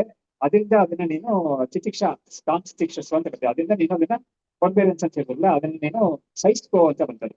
ಬಟ್ ಇಲ್ಲಿ ಏನ್ ಹೇಳ್ತಾ ಇದ್ದಾರೆ ಅಂದ್ರೆ, ಬಂದು ಹೋಯ್ತು ಅಂತ ಹೇಳ್ತಾ ಇಲ್ಲ, ಅವುಗಳೆಲ್ಲ ಇಲ್ಲೇ ಇಲ್ಲ, ಇಲ್ಲದೆ ಅದು ತೋರ್ಕೊಳ್ತು ಅಂತ ಆ ಒಂದು ರೀಸನ್ ಕೊಡ್ತಾರೆ. ದಟ್ ಇಸ್ ಇಸ್ ಗ್ರೇಟ್ನೆಸ್ ಬರುತ್ತಾದ್ರು. ಅದೇ ಗೀತೆಯಲ್ಲಿ ಬಂದಿರೋ ಶ್ಲೋಕದ ಅರ್ಥವೇ ಅದೇನೆ. ಹಾಗಿರುವಾಗ ನೀನ್ ಇದೆಲ್ಲ ಬಂದು ಹೋಗ್ತಾ ಇದೆಯಲ್ಲ, ಅದು ನಿಜವಾಗ್ಲೂ ಬಂದು ಹೋಗೋದಲ್ಲ, ಅದು ನಿಜವಾಗ್ಲೂ ಇಲ್ವೇ ಇಲ್ಲ. ಅದು ಅವುಗಳಿಗೆ ಇರುವಿಕೆ ಅನ್ನೋದು ಇಲ್ವೇ ಇಲ್ಲ. ಹಾಗೇನೆ ಜ್ಞಾನಿಗಳು ಅದನ್ನು ನೋಡ್ತಾರೆ. ಅದರಿಂದ ಜ್ಞಾನಿಗಳ ಬಗ್ಗೆ ಯಾತಕ್ಕೆ ಹೇಳಿದ ಕೃಷ್ಣ ಹೇಳಿದ ಅಂತ ಹೇಳಿದ್ರೆ, ಅದೇ ತರ ನೀನು ಕೂಡ ಅವ್ರು ಯಾವ ದೃಷ್ಟಿಯಲ್ಲಿ ನೋಡ್ತಾ ಇದ್ದಾರೋ ಆ ದೃಷ್ಟಿಯನ್ನು ನೀನು ಬೆಳೆಸ್ಕೋಬೇಕಾದ್ರೆ ಏನಾಗುತ್ತೆ, ನಿನ್ನ ಮೊದಲು ಇಮಿಟೇಟ್ ಮಾಡ್ಬೇಕಾದ್ರೆ. ಸೊ ಇಮಿಟೇಟ್ ಮಾಡಿ, ಅದಕ್ಕೇನೆ ನಮ್ಮ ಇವರು ದಯಾನಂದ ಸರಸ್ವತಿ ಇರೋದು ಫೇಕಿಂಗ್ ಅಂಡ್ ಮೇಕಿಂಗ್ ಅಂತ. ಮೊದಲು ಫೇಕ್ ಆಗಿರುತ್ತೆ ಅದು, ಆಮೇಲೆ ಮೇಕಿಂಗ್ ಅಂತ. ಸೊ ಹಾಗೆ ಮೊದಲು ಅದು ತೋರಿಕೆಯಾಗೆ ಇರುತ್ತೆ. ಅದು ಮೊದಲು ನೀನು ಇಮಿಟೇಟ್ ಮಾಡ್ತಾ ಅದನ್ನ ಪ್ರಾಮಾಣಿಕವಾಗಿ ಮಾಡಿದ್ರೆ ಅದು ಕೊನೆಯಲ್ಲಿ ಇಟ್ ಬಿಕಮ್ ಯುವರ್ ನೇಚರ್ ಅಂತ. ಸೊ ಹೀಗಾಗಿ ಅವಿದ್ಯಮಾನಂ ಅದೇನೇ ವಿದ್ಯಮಾನಂ ಇವ ಅಂತ. ಹಾಗಾಗಿ ಅಸದೇವ ಸದಿವ ಅವಭಾಸತೆ ಅಂತ ಹೇಳ್ಬಿಟ್ಟು ಅದಕ್ಕೆ ಮೃಗತೃಷ್ಣ ಎಕ್ಸಾಂಪಲ್ ಕೊಟ್ಟು ಶಂಕರಾಚಾರ್ಯರು ಅದನ್ನ ಸೊ ಇದ್ದೇ ಇರೋ ತರ ಕಾಣಿಸ್ಕೊಡುತ್ತೆ ಅಂತ. ಸೊ ಹಾಗಾಗಿ ಈ ದಿಕ್ಕು ಹೇಳಿದ್ದು ಬಹುಜನ್ಮಸು ಸಂಚಾರಾತ್ ದೇಹಾದಿ ವ್ಯತಿರಿಕ್ತತ, ಬೇಕಾದಷ್ಟು ಜನ್ಮಗಳಲ್ಲಿ ಸಂಚಾರ ಮಾಡ್ತಾ ಇರೋದ್ರಿಂದ ಅಂದ್ರೆ ಆತ್ಮ ಸಂಚಾರ ಮಾಡುತ್ತೆ ಅಂತ ಇವರು ಹೇಳ್ತಾರೆ. ಅಂದ್ರೆ ಅರ್ಥ ನಿಜವಾಗ್ಲೂ ಏನೋ ನಿಜವಾಗ್ಲೂ ಆತ್ಮನಿಗೆ ಏನೂ ಆಗಿಲ್ಲ, ಅದು ಈ ಶರೀರಾದಿಗಳಲ್ಲಿ ಎಲ್ಲಿ ಹೋಗ್ತಾ ಇದೆಯೋ ಅದ್ರ ಜೊತೆಗೆ ಆತ್ಮನ ಹೋಗ್ತಾ ಇದೆ. ನಿಜವಾಗ್ಲೂ ಆತ್ಮನಿಗೆ ಇದು ಹೋಗೋದು ಬರೋದೆಲ್ಲ ಇವೇ ಇಲ್ಲ, ಆತ್ಮ ಸರ್ವವ್ಯಾಪಿ ಆಗಿರೋದು. ಆದ್ರೆ ಹೇಳ್ತಾ ಇರೋವಾಗ ಮಾತ್ರ ಏನ್ ಮಾಡ್ತಾರೆ ಎಲ್ಲರೂ ಕೂಡ ನಾನು ಅಂತ ಹೇಳ್ತಾರೆ, ನಾನು ಕೊಟ್ಟಿದ್ದೀನಿ ಇವಾಗ ನಾನು ಹೋಗ್ಬಿಡ್ತೀನಿ, ನನಗೆ ಇನ್ನೊಂದು ಜನ್ಮ ಬರುತ್ತೆ ನನಗೆ ಅಂತೆಲ್ಲ ಹೇಳ್ತಾರೆ. ಅವಾಗ ಏನಾಯ್ತು, ನಾನು ಅಂತ ಹೇಳ್ತಾ ಇರೋದು ಅವರು ತಪ್ಪಾಗಿ ಶರೀರದ ಜೊತೆ ಸೇರ್ಕೊಂಡು ನಾನು ಅಂತ ಹೇಳ್ತಾ ಇದ್ದಾರೆ. ಆದ್ರೆ ಉಪನಿಷತ್ತು ಏನ್ ಮಾಡ್ತಾ ಇದೆ ಅದು ಆ ನಾನು ಅನ್ನೋದು ನಿಜವಾಗ್ಲೂ ಆತ್ಮ, ಶರೀರಕ್ಕೆ ಸಂಬಂಧ ಇಲ್ಲವೇ ಇಲ್ಲ ಅದಕ್ಕೆ ಅಂತ ತೋರಿಸ್ಕೊಳ್ತಾ ಇದ್ದಾರೆ. ಈ ವಿವೇಕ ಮಾಡ್ಕೊಳ್ಳೋದೇ ಎಲ್ಲಾ ಉಪನಿಷತ್ತುಗಳು ಪ್ರಧಾನವಾದ ಕೆಲಸವಾಗಿದೆ. ಅದು ಭಗವದ್ಗೀತೆ ಭಗವದ್ಗೀತೆಗೂ ಅದೇ ಪ್ರಧಾನವಾದ ಕೆಲಸ. ಮುಖ್ಯವಾಗಿ ಅದರಲ್ಲಿ 13ನೇ ಅಧ್ಯಾಯ ಇದಕ್ಕೆ ಅಂತಾನೆ ಬಂದಿರೋ ಅಧ್ಯಾಯ.